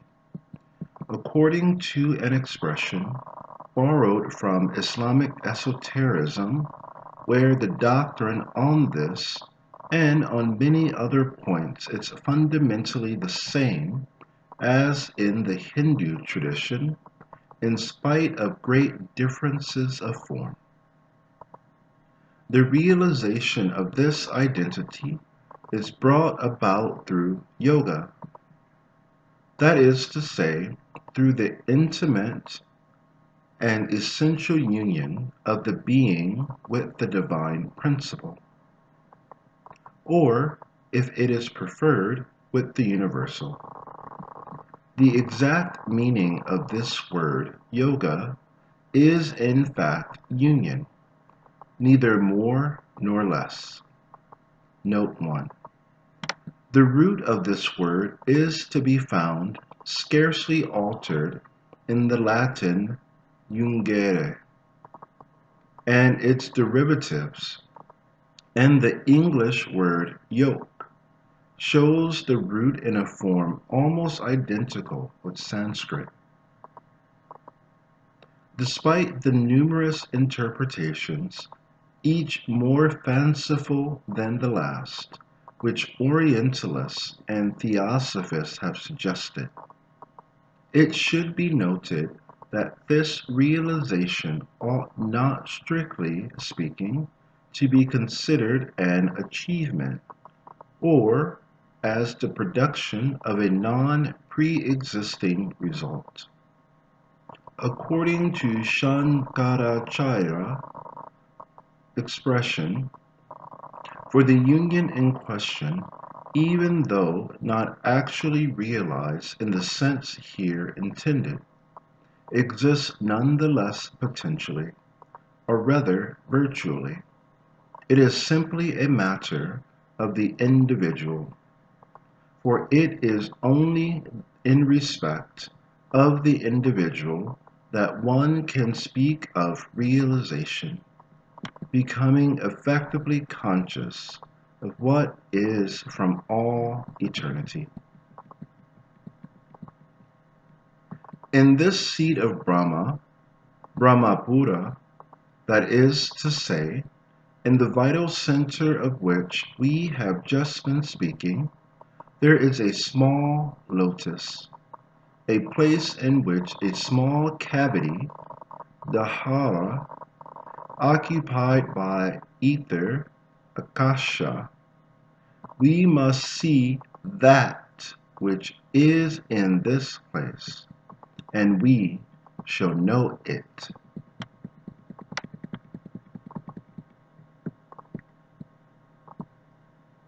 That which, in fact, dwells at the center of the individuality is not merely the etheric element, the principle of the four other sensible elements, as might be supposed by those who confine themselves to its most external meaning, that relating to the corporal world only.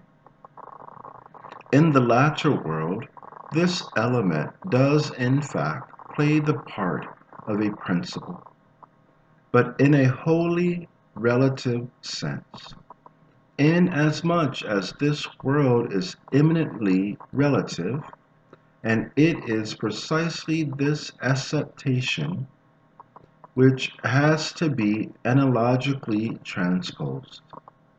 It is indeed only in the capacity of a support for this transposition that ether is mentioned here. The conclusion of the text expressly denotes this, since, if nothing more were really being referred to, there would obviously be nothing to seek.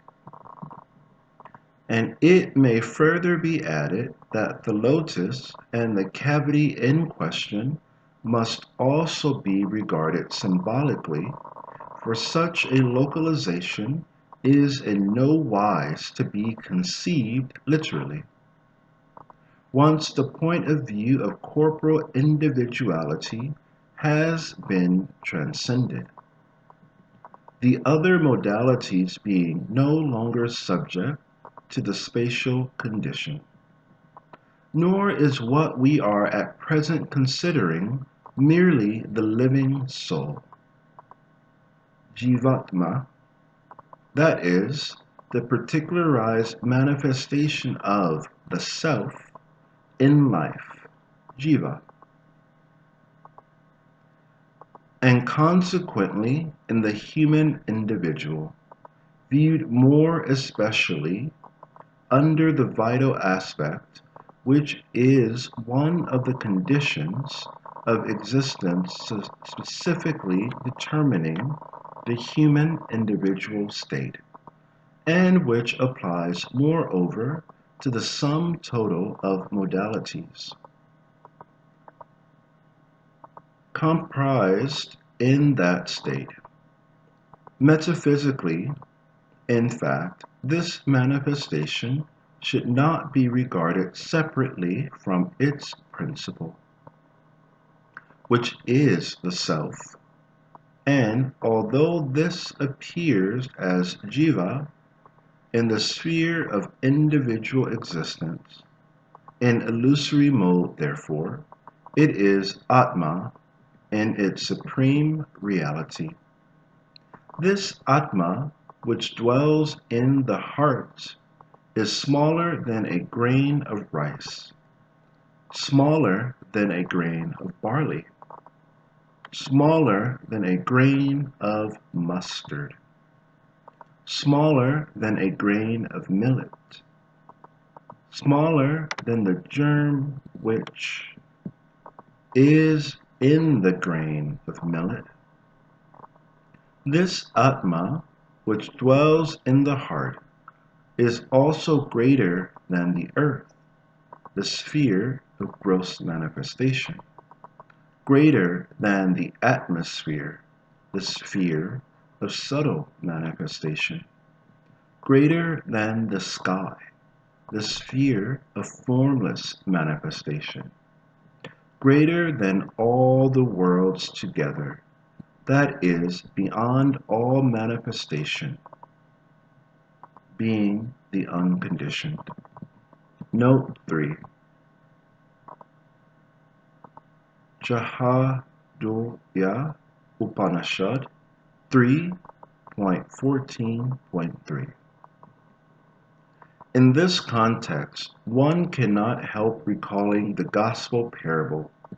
The kingdom of heaven is like a grain of mustard seed, which a man took and sowed in a field. It is the smallest of all seeds, but when it has grown, it is the greatest of shrubs, and becomes a tree, so that the birds of the air come and make nests in its branches. Matthew 13:31 through 32. Though the point of view is certainly a different one, it is easy to understand how the conception of the kingdom of heaven can be transposed metaphysically. The growing of the tree stands for the development of possibilities, and there is no single feature of the parable, even to the birds of the air, representing in this case the higher states of being, which does not recall a similar symbolism occurring in another text of the Upanishads. Two birds, inseparably united companions, dwell in the same tree. The one eats of the fruit of the tree, while the other looks on without eating. Mudaka Upanishad 111.1.1. Shiva Dashavatara Upanishad 4.6.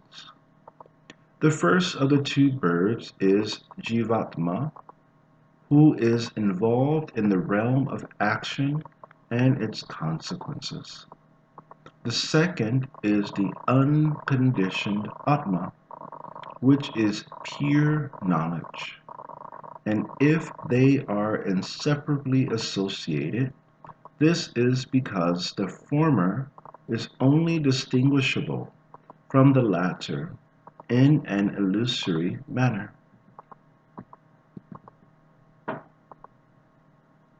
This is so, in fact, because analogy is necessarily applied in an inverse sense, as we have already pointed out. And just as the image of an object is inverted relative to that object, that which is first or greatest in the principial order is, apparently at any rate, last and smallest in the order of manifestation. Note 4. The same idea is very clearly expressed in the gospel text. So the last will be first, and the first last. Matthew 20:16. To make a comparison with mathematics by way of clarification, It is thus that the geometrical point is quantitatively near and does not occupy any space, though it is the principle by which space in its entirety is produced, since space is but the development of its intrinsic virtualities. Note 5. Even from a more external point of view, that of ordinary elementary geometry, the following observation can be made. By continuous displacement, the point engenders the line engenders the surface, and the surface engenders the solid. But in the contrary sense, a surface is the interaction of two solids. A line is the interaction of two surfaces. A point is the interaction of two lines.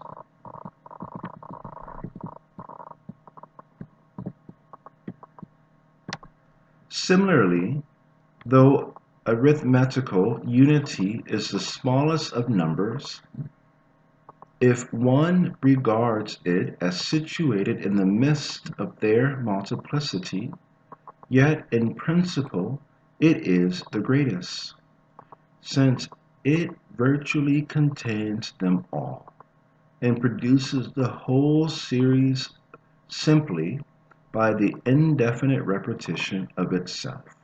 1, 1, 1, 1. The self is only potentially in the individual so long as union is not achieved. Note 6. In reality, however, it is the individual who dwells in the self, and the being becomes effectively conscious of this when union is realized. But this conscious realization implies a freeing from the limitations that constitute individuality as such, and which, in a more general way, condition all manifestation. When it is said of the self that it is in a certain sense indwelling in the individual, this means that one has taken up the viewpoint of manifestation.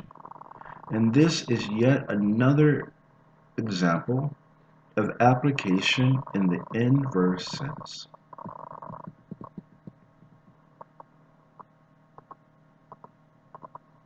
And this is why it is comparable to a grain or a germ. But the individual and manifestation in its entirety exist through it alone, and have no reality except through participation in its essence, while it immensely transcends all existence, being the sole principle of all things.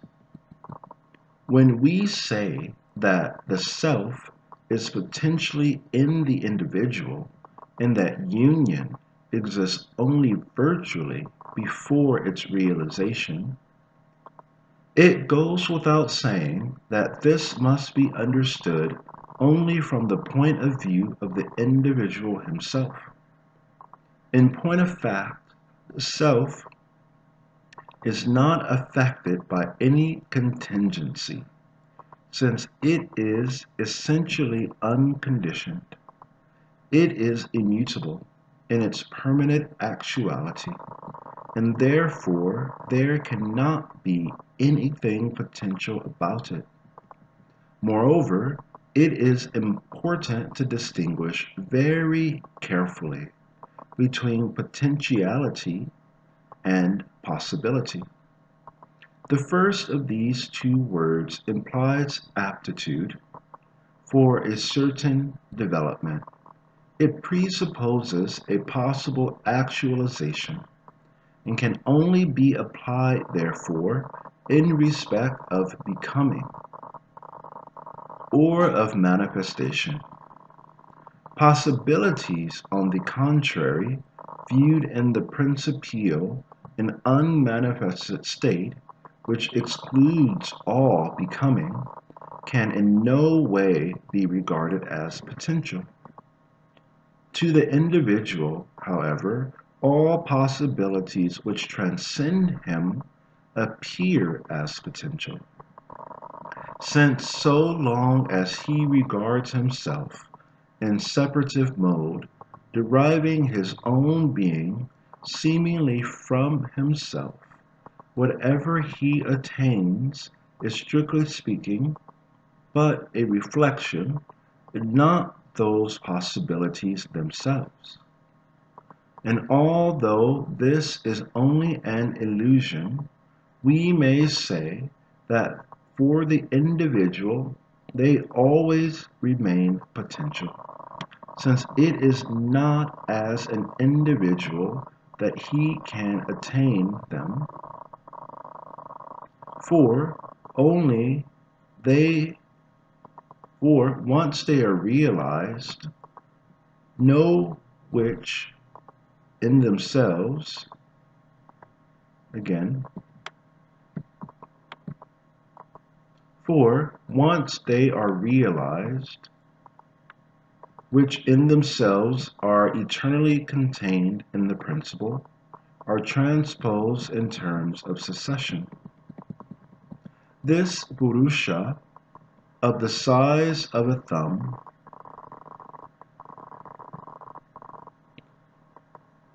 Angushta Matra, an expression which must not be taken literally as denoting a spatial dimension, but which refers to the same idea as a comparison with a grain. Note 11. A comparison could also be made here with the endogeny of the immortal, as it is taught by the Taoist tradition, is of a clear luminosity like a smokeless fire, without any admixture of obscurity or ignorance. It is the Lord of the past and of the future, being eternal, therefore omnipresent, in such wise that it contains in its permanent actuality all that appears as past or future relatively to any given moment of manifestation. A relationship that is, moreover, capable of transference beyond that particular mode of succession, which is time proper. It is today, in the actual state which constitutes the human individuality, and it will be tomorrow. And in all cycles are states of existence, such as it is, in itself, principally to all eternity. Note 12.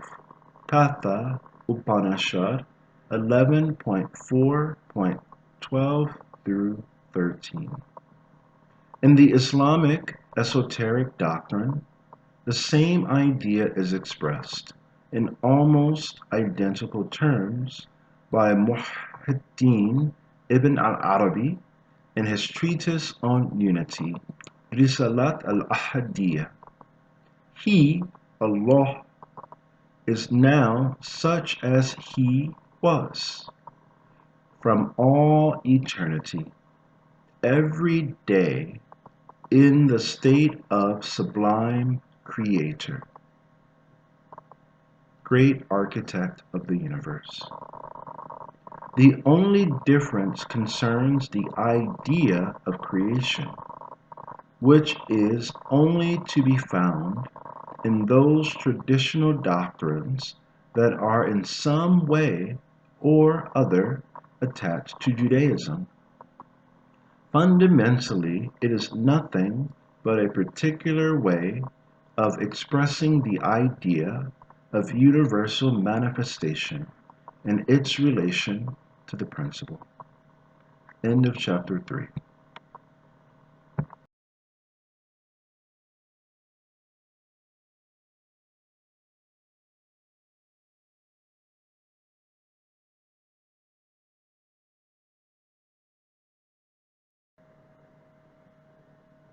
Man and his becoming, according to the Vedanta, by RENE GUENON. Read by Christopher Robert Neal Nation. Chapter 4, Purusha and Prakriti.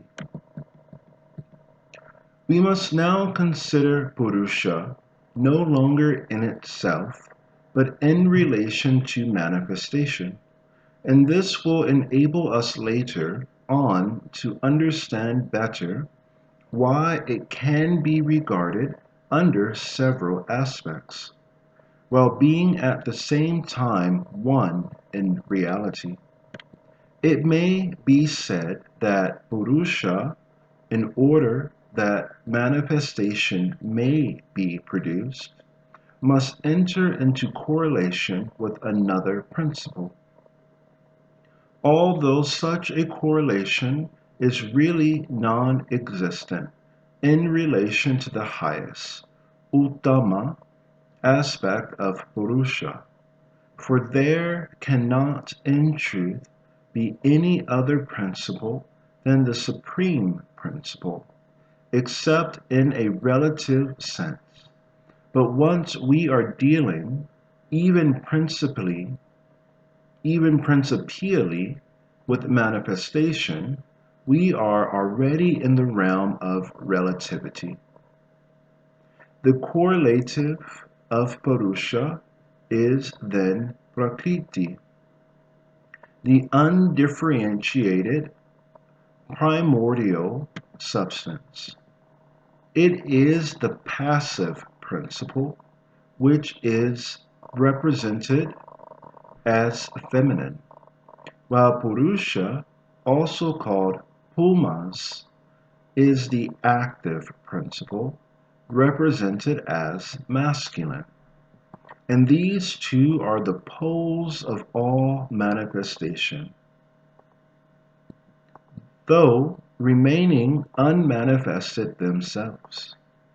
It is the union of these complementary principles which produces the integral development of the human individual state, and that applies relatively to each individual. Moreover, the same may be said of all other manifested states of the being, and not only of the human state. For although we have to consider this state more especially, it is important always to remember that it is but one state among others, and that it is not merely at the confines of human individuality, but rather at the confines of the totality of manifested states, in their indefinite multiplicity, that Purusha and Prakriti appear to us as proceeding in some sort from a polarization of principial being. If instead of considering each individual separately, we consider the whole of a domain formed by a determinate degree of existence, such as the individual domain, in which the human state unfolds, or no matter what other analogous domain of unmanifested existence, similarly owing its definition to the combination of certain special and limiting conditions. Purusha is, for such a domain, including all the beings who develop their corresponding possibilities of manifestation in it, successively as well as simultaneously. Identify with Prajapati, the Lord of produced beings, an expression of Brahma itself, insofar as it is conceived as divine will and supreme ruler. Note 1. Prajapati is also Vishvakarma, the universal constructive principle. His name and function are moreover capable of various applications, more or less specialized according to whether or not they are referred to the consideration of this or that cycle of determinate state. This will is manifested in more particular form for each special cycle of existence as the Manu of that cycle, who gives it its law, Dharma. Manu, as has already been explained elsewhere, must in fact on no account be regarded as a personage or a myth, but rather as a principle, which is properly speaking the cosmic intelligence, the reflected image of Brahma, and in reality one with it, expressing itself as the primordial and universal legislator. Note 2. It is interesting to note that in other traditions the primordial legislator is also called by names, the root of which is the same as that of the Hindu Manu. We have, for example, Menes among the Egyptians and Minos among the Greeks. It is therefore a mistake to look upon these names as indicating historical personages. Just as Manu is the prototype of man, Manvara, Manava, the pair Purusha, Prakriti, relatively to a determinate state of being, may be considered as equivalent in the realm of existence corresponding to that state, to which Islamic esotericism calls universal man, al-insan al-kamil. Note 3. This is the Adam Kadmon of the Hebrew Kabbalah. It is also the King Wang of the Far Eastern tradition, Tao Te Ching, chapter 25.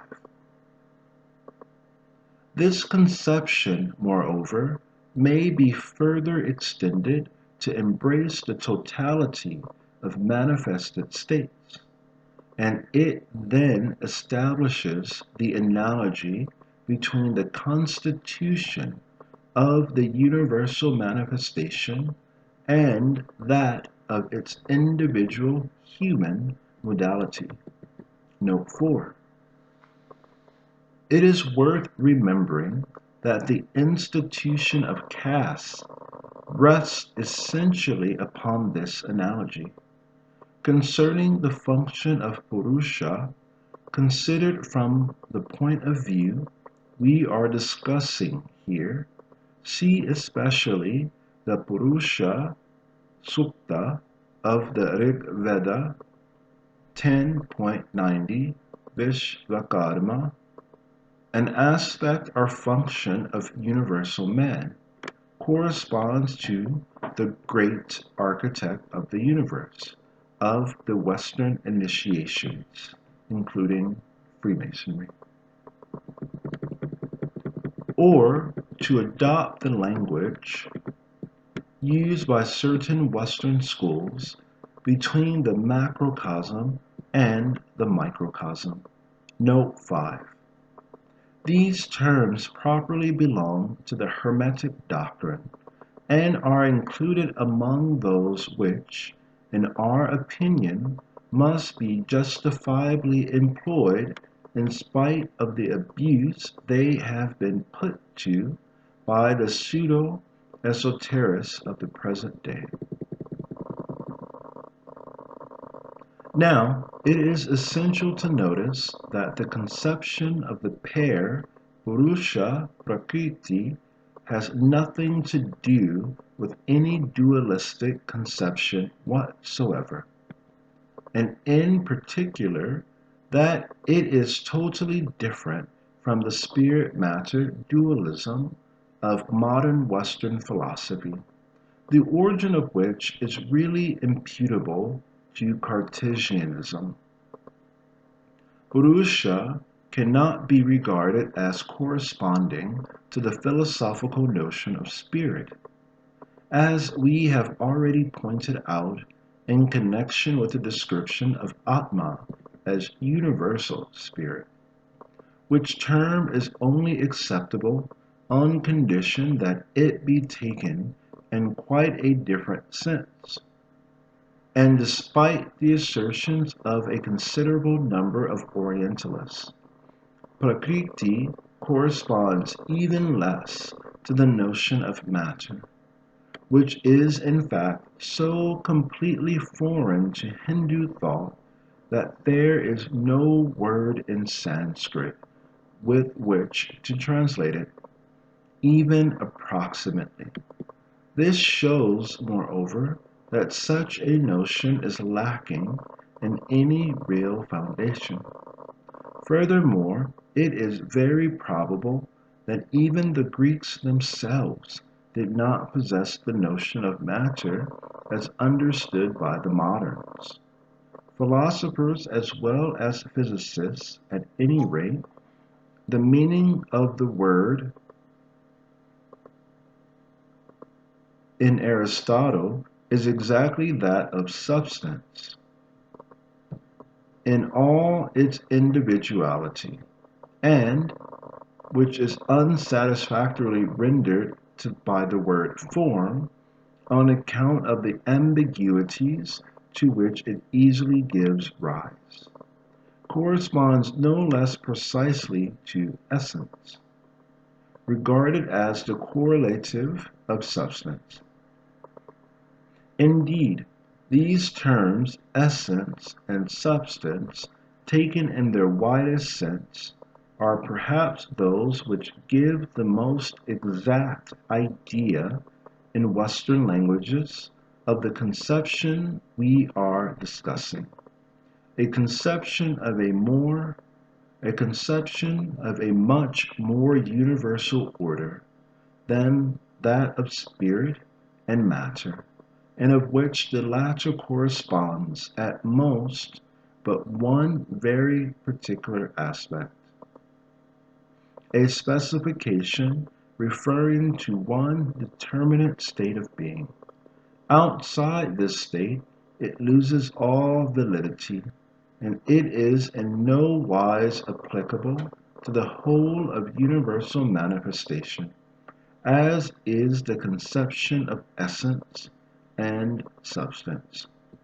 It should further be added that the distinction between essence and substance, primordial as it is in comparison, such as the individual domain in which the human state unfolds, or no matter what other analogous domain of manifested existence, similarly owing its definition to the combination of certain special and limiting conditions, Purusha is, for such a domain, including all the beings who develop their corresponding possibilities of manifestation in it, successively as well as simultaneously.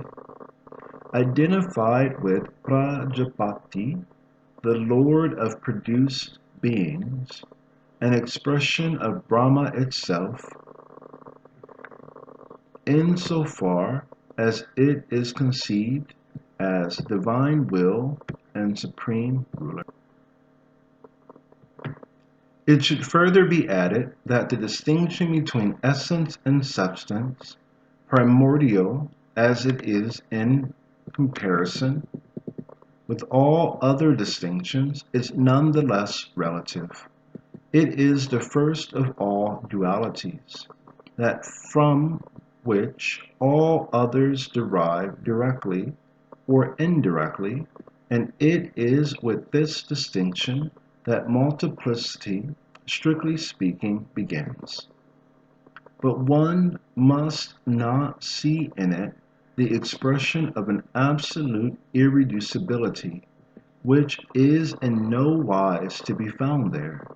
It is universal being, which, relatively to the manifestation of which it is principle, polarizes itself into essence and substance, without its intrinsic unity being, however, in any way affected thereby. In connection, it may be pointed out that the Vedanta, from the very fact that it is purely metaphysical, is essentially the doctrine of non-duality. Advaita Vada, Note 6. In our introduction to the study of the Hindu doctrines, it has been explained that this doctrine of non-duality must not be confused with monism. For whatever form the latter may assume, it is always a conception simply of a philosophical and not a metaphysical order. Nor has the non-dual doctrine any connection with pantheism.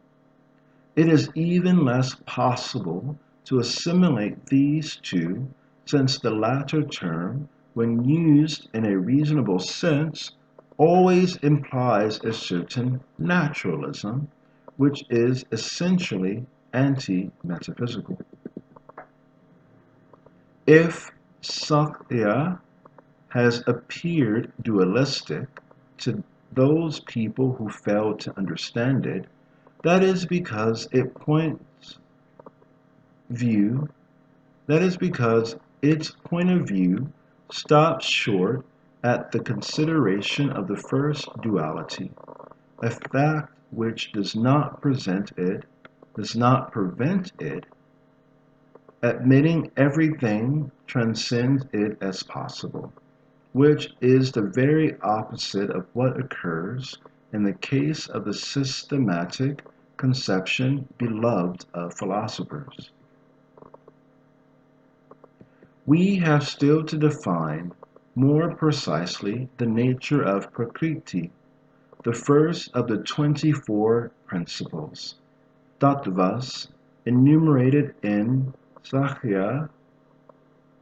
Purusha, however, had to be considered before Prakriti, since it is inadmissible to endow the plastic or substantial principle, substantial in the strictly etymological sense of the word, meaning the universal substratum, that is to say, the support of all manifestation.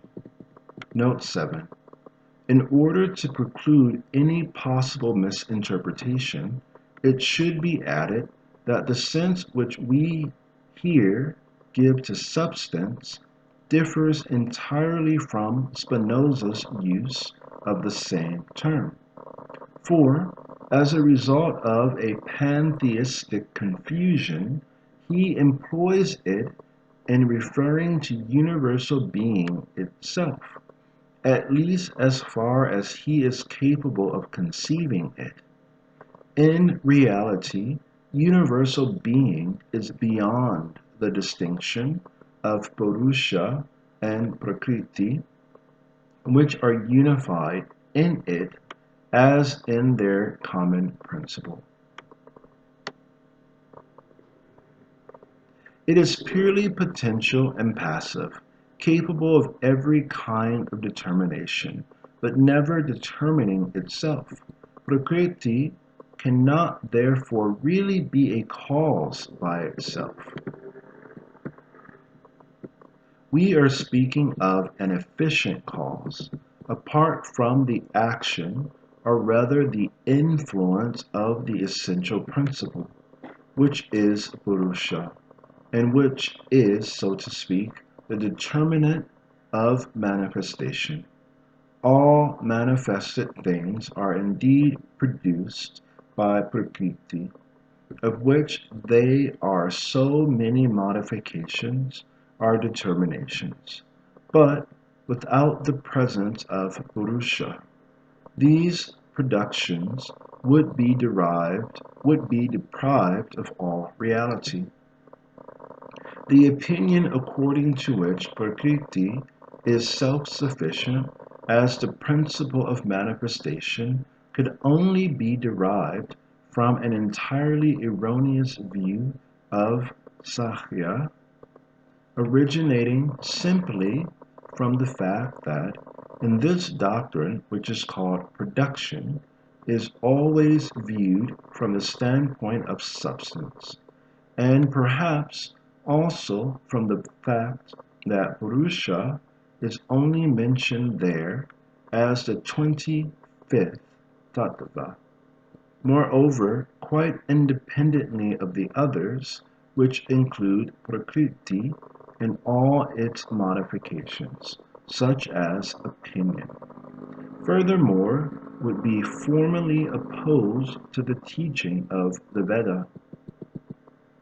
Mula Prakriti is primordial nature, in Arabic al-fitra, the root of all manifestation, since mula signifies root.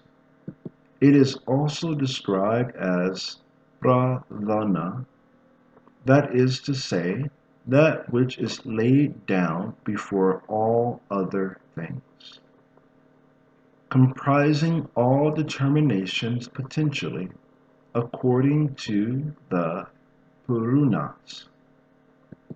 It is identified with Maya, conceived as mother of forms, Ar-Rahman in the Arabic tradition.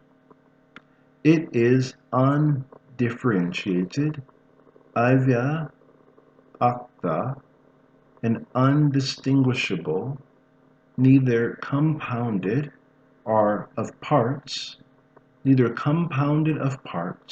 nor endowed with qualities, inferable from its effects only, since it is imperceptible in itself and productive without being itself a production.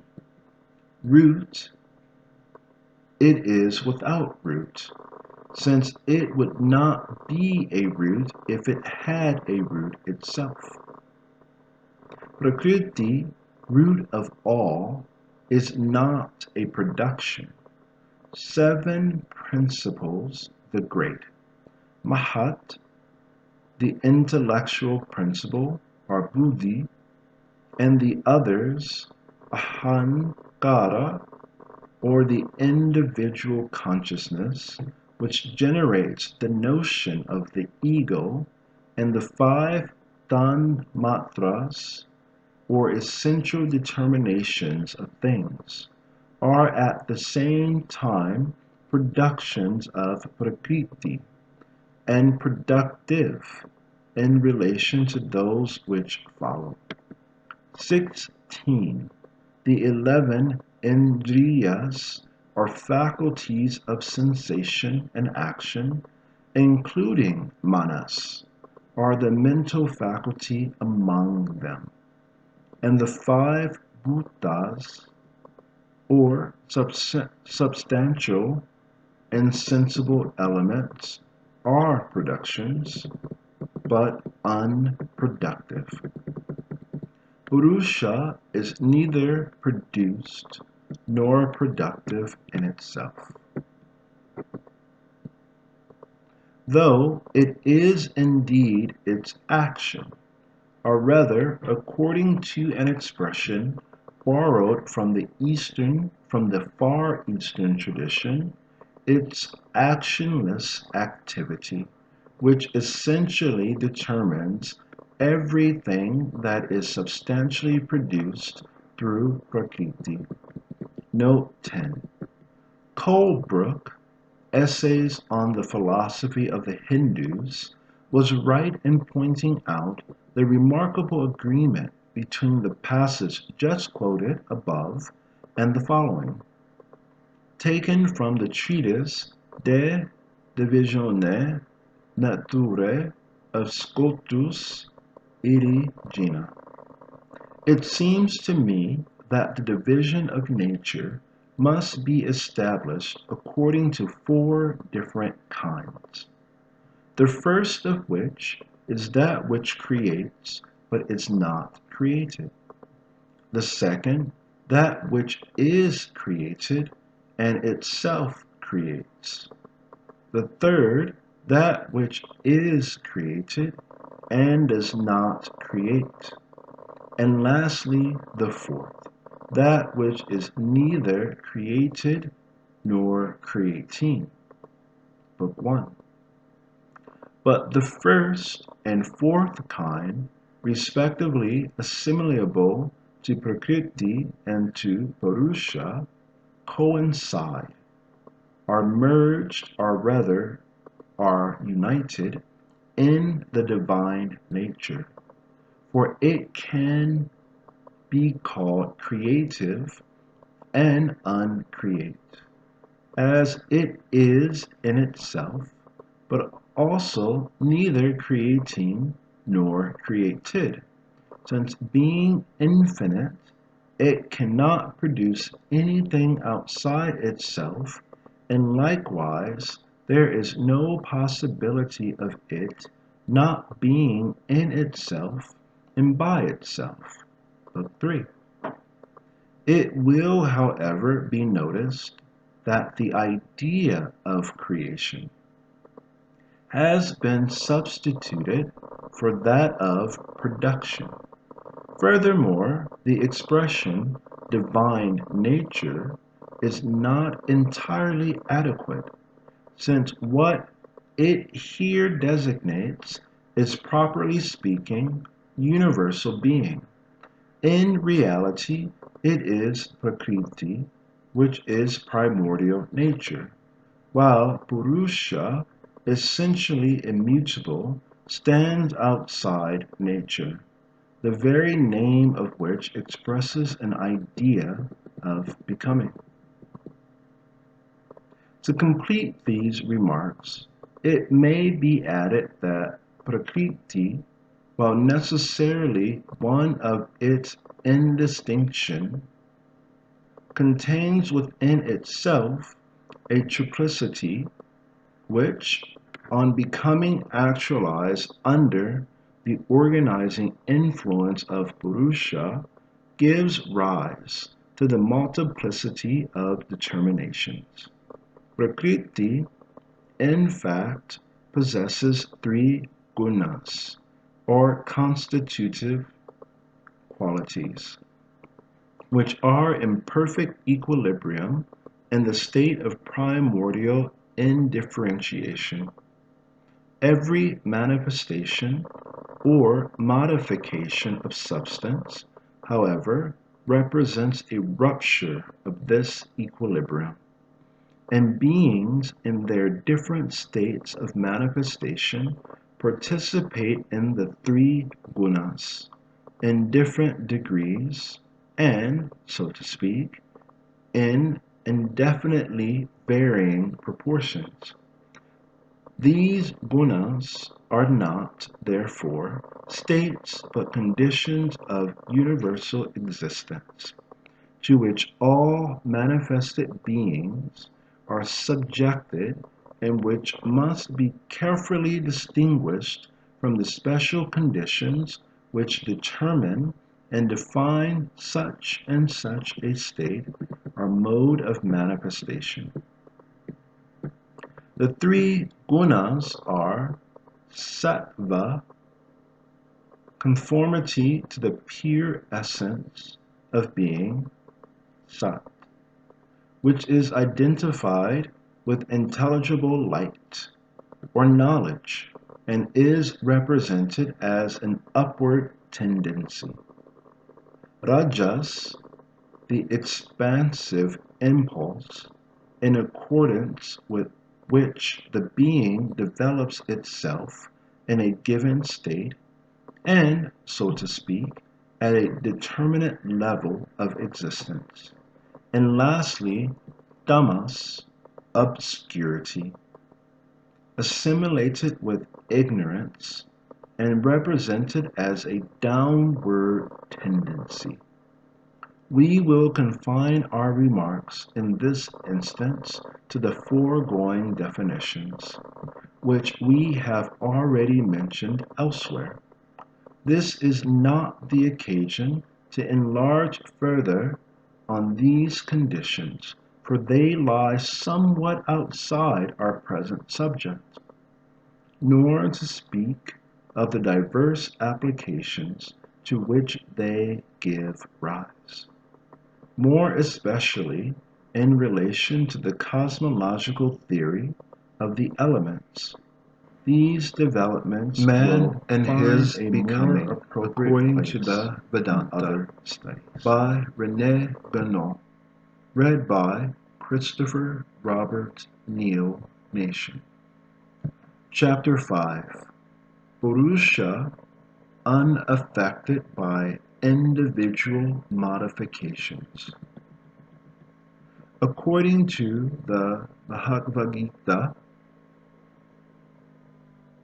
there are in the world two Purushas, the one destructible and the other indestructible. The first is distributed among all beings. The second is immutable.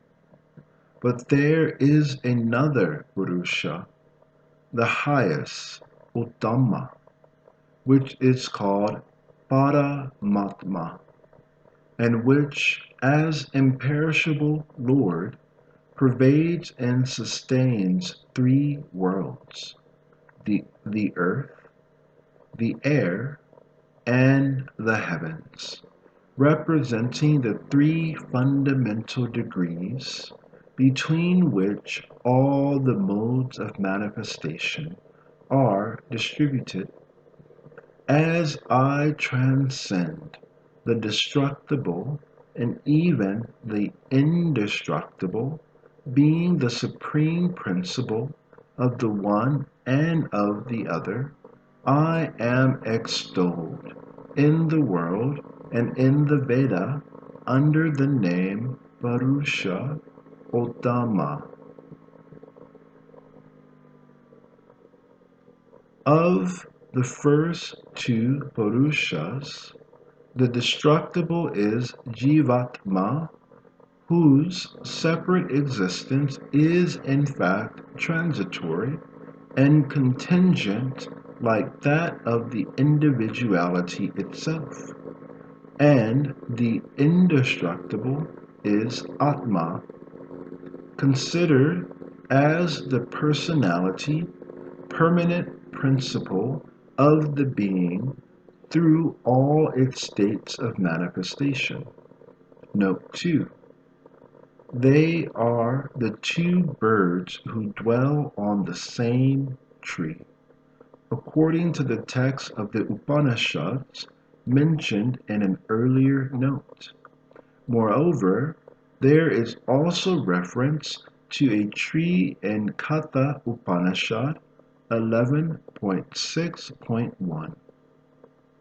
But in this case, the application of the symbol is no longer microcosmic, but macrocosmic. The world is like an everlasting fig tree.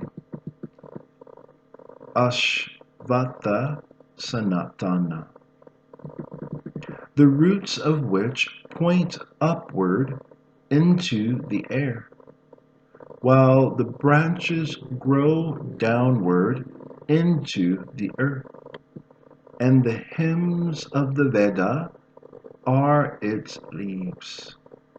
Whosoever knows it, the same knows the Veda. The root is above because it stands for the principle, and the branches are below because they represent the deploying of manifestation. If the figure of tree is thus seen upside down, it is because and analogically, here as everywhere else, must be applied in an inverse sense. It is because analogy, here as everywhere else, must be applied in an inverse sense. In both cases, the tree is described as the sacred fig, Ashvatha or Pipala. In this form, or in others, the symbolism of the world tree is far from being confined to India. The oak among the Celts and the lime tree among the Germans, the ash among the Scandinavians, all play the same part. As for the third, it is Paramatma, as the text explicitly declares, the personality of which is a primordial determination, in accordance with the explanation we have previously given. True as it is to say that the personality is really beyond the realm of multiplicity, we may nevertheless, in a certain sense, speak of a personality for each being. We refer, naturally, to the being as a whole, and not to one of its states viewed in isolation. This is why Sankhya, the point of view of which does not attain to Purushottama, often describes Purusha as multiple. But it should be noticed that even in this case, its name is always employed in the singular, so as to emphasize its essential unity. The Sankhya has nothing in common, therefore, with any monadism of the kind associated with the name of Leibniz, where, moreover, it is the individual substance which is regarded as a complete whole, forming a sort of closed system, a conception incompatible with any notion of a truly metaphysical order. Purusha, considered as identical with the personality, is, so to speak, Note 3, the word eva indicates that there is a question of a comparison, upama, or of a manner of speech intended to facilitate understanding, but which is not to be taken literally.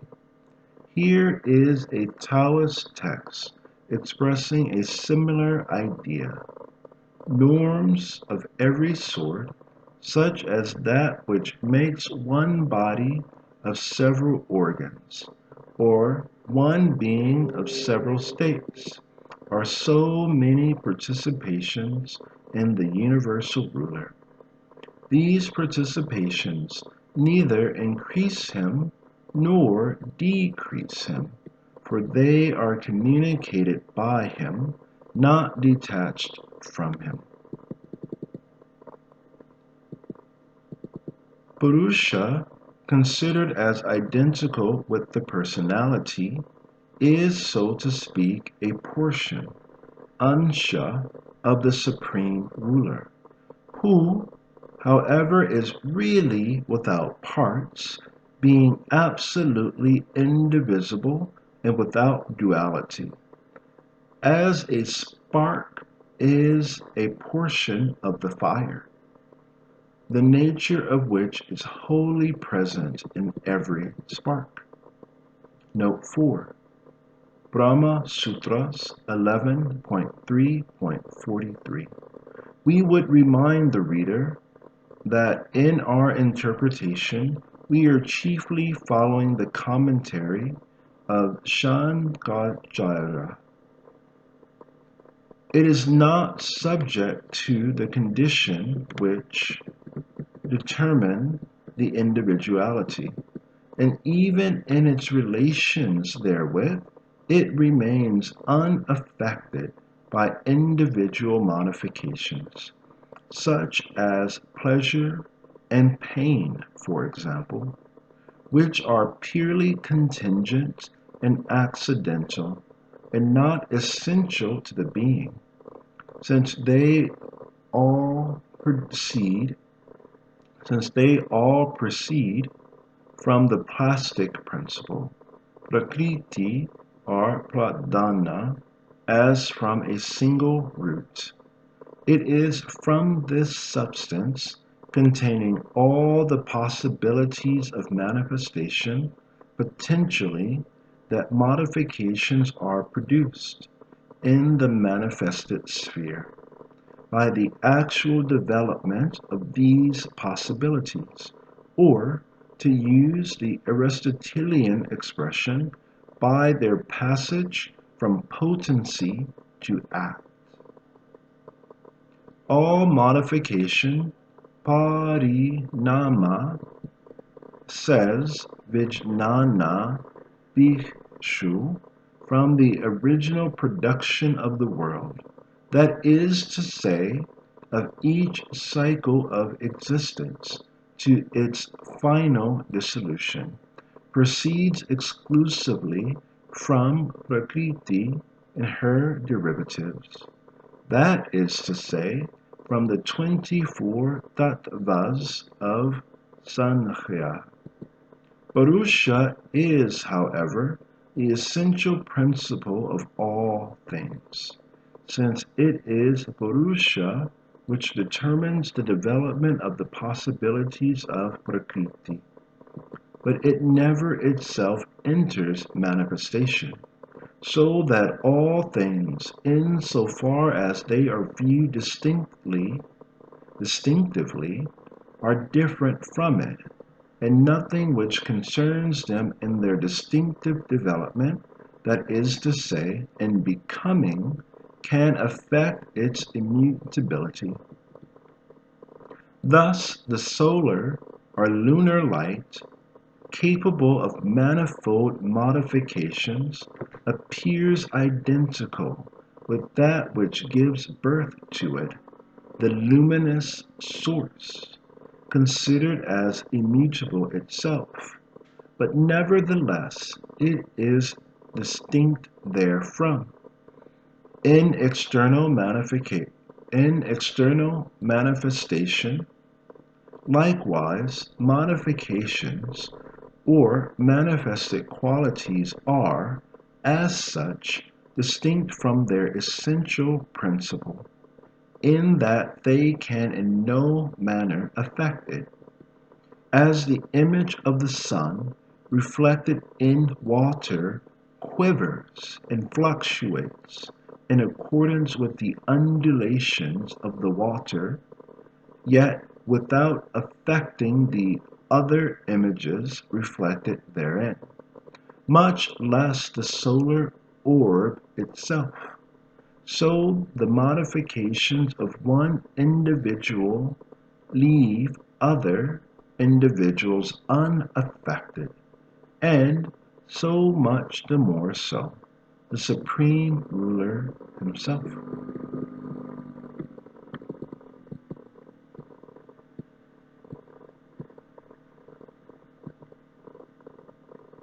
So much so, the Supreme Ruler himself,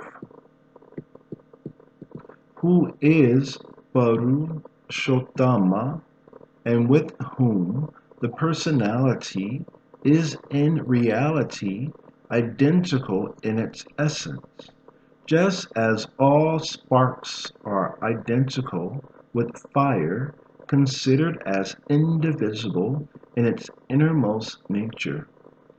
It is the living soul, Jivatma, which is here compared to the image of the sun in water, as being the reflection of Hasa in the individual realm, and relative to each individual of the light, principally one of the universal spirit, Atma, and the luminous ray which confers existence upon this image, connecting it with its source, is, as we shall see later on, the higher intellect, Buddhi, belonging to the realm of formless manifestation. Note 6. It must be pointed out that the ray presupposes a medium of propagation, manifestation in non-individualized mode, in that the image implies a plane of reflection, individualization under the conditions of a certain state of existence. As for the water, which reflects the solar light, it is habitually regarded as the symbol of the plastic principle, Prakriti, the image of universal passivity. This symbol, moreover, bearing the same meaning, is common to all traditional doctrines. Note 7. In this connection, one can, in particular, refer to the opening passage of Genesis 1:2. And the Spirit of God was moving over the face of the waters. This passage contains a very clear indication of the two complementary principles we are discussing here. The spirit corresponding to Purusha and the waters to Prakriti. From a different point of view, but nevertheless analogically connected with the preceding one, Ruach Elohim of the Hebrew text can also be assimilated with Hamsa, the symbolic swan, the vehicle of Brahma, which sits on the Brahmanda, the world egg, which is contained in the primordial waters. And it must also be noted that Hamsa is at the same time the breath, spiritus, which is the first meaning of Ruach in Hebrew. Lastly, if one adopts the particular point of view of the constitution of the corporal world, Ruach is air, Vayu, and but for the fact that it would imply too long a digression, it would be possible to show that a perfect concordance exists between the Bible and the Veda in respect of the development of the sensible elements. In any case, one can discern in the examples already given an indication of three superposed meanings, referring respectively to the three fundamental degrees of manifestation: formless, subtle, and gross, which are described as the three worlds, Tribhuvana, by the Hindu tradition. These three worlds also figure in the Hebrew Kabbalah under the names Beria, Yetzirah, and Asya. Over them is Atsiluth, which is the principial state of non-manifestation. Here, however, a limitation must be imposed on its general sense, since buddhi, although formless and supra-individual, is nonetheless manifested and consequently derives from prakriti, of which it is the first production. The water can therefore only represent here the potential sum of formal possibilities, or, in other words, the realm of manifestation in the individual mode, and thus it leaves outside itself those formless possibilities which, while corresponding with states of manifestation, must nonetheless be referred to the universal. Note 8. If the symbol of water is taken in its usual sense, then the sum of formal possibilities is described as the lower waters, and that of the formless possibilities as the upper waters. From the point of view of cosmogony, the parting of the lower waters from the upper waters is also described in Genesis 1, 6, and 7. It is also worth noting that the word ma'im, which means water in Hebrew, has the grammatical form of the dual number, which allows of its conveying, among other meanings, the idea of the double chaos of the formal and formless possibilities in the potential state. The primordial waters before their separation are the totality of the possibilities of manifestation, insofar as the latter constitutes the potential aspect of universal being, which is properly speaking prakriti. But there is also another and superior meaning to the same symbolism, which appears when it is carried over beyond being itself. The waters then represent universal possibility, conceived in an absolutely total manner. That is to say, insofar as it embraces at the same time, in its infinity, the domains of manifestation and non-manifestation alike. This last meaning is the highest of all.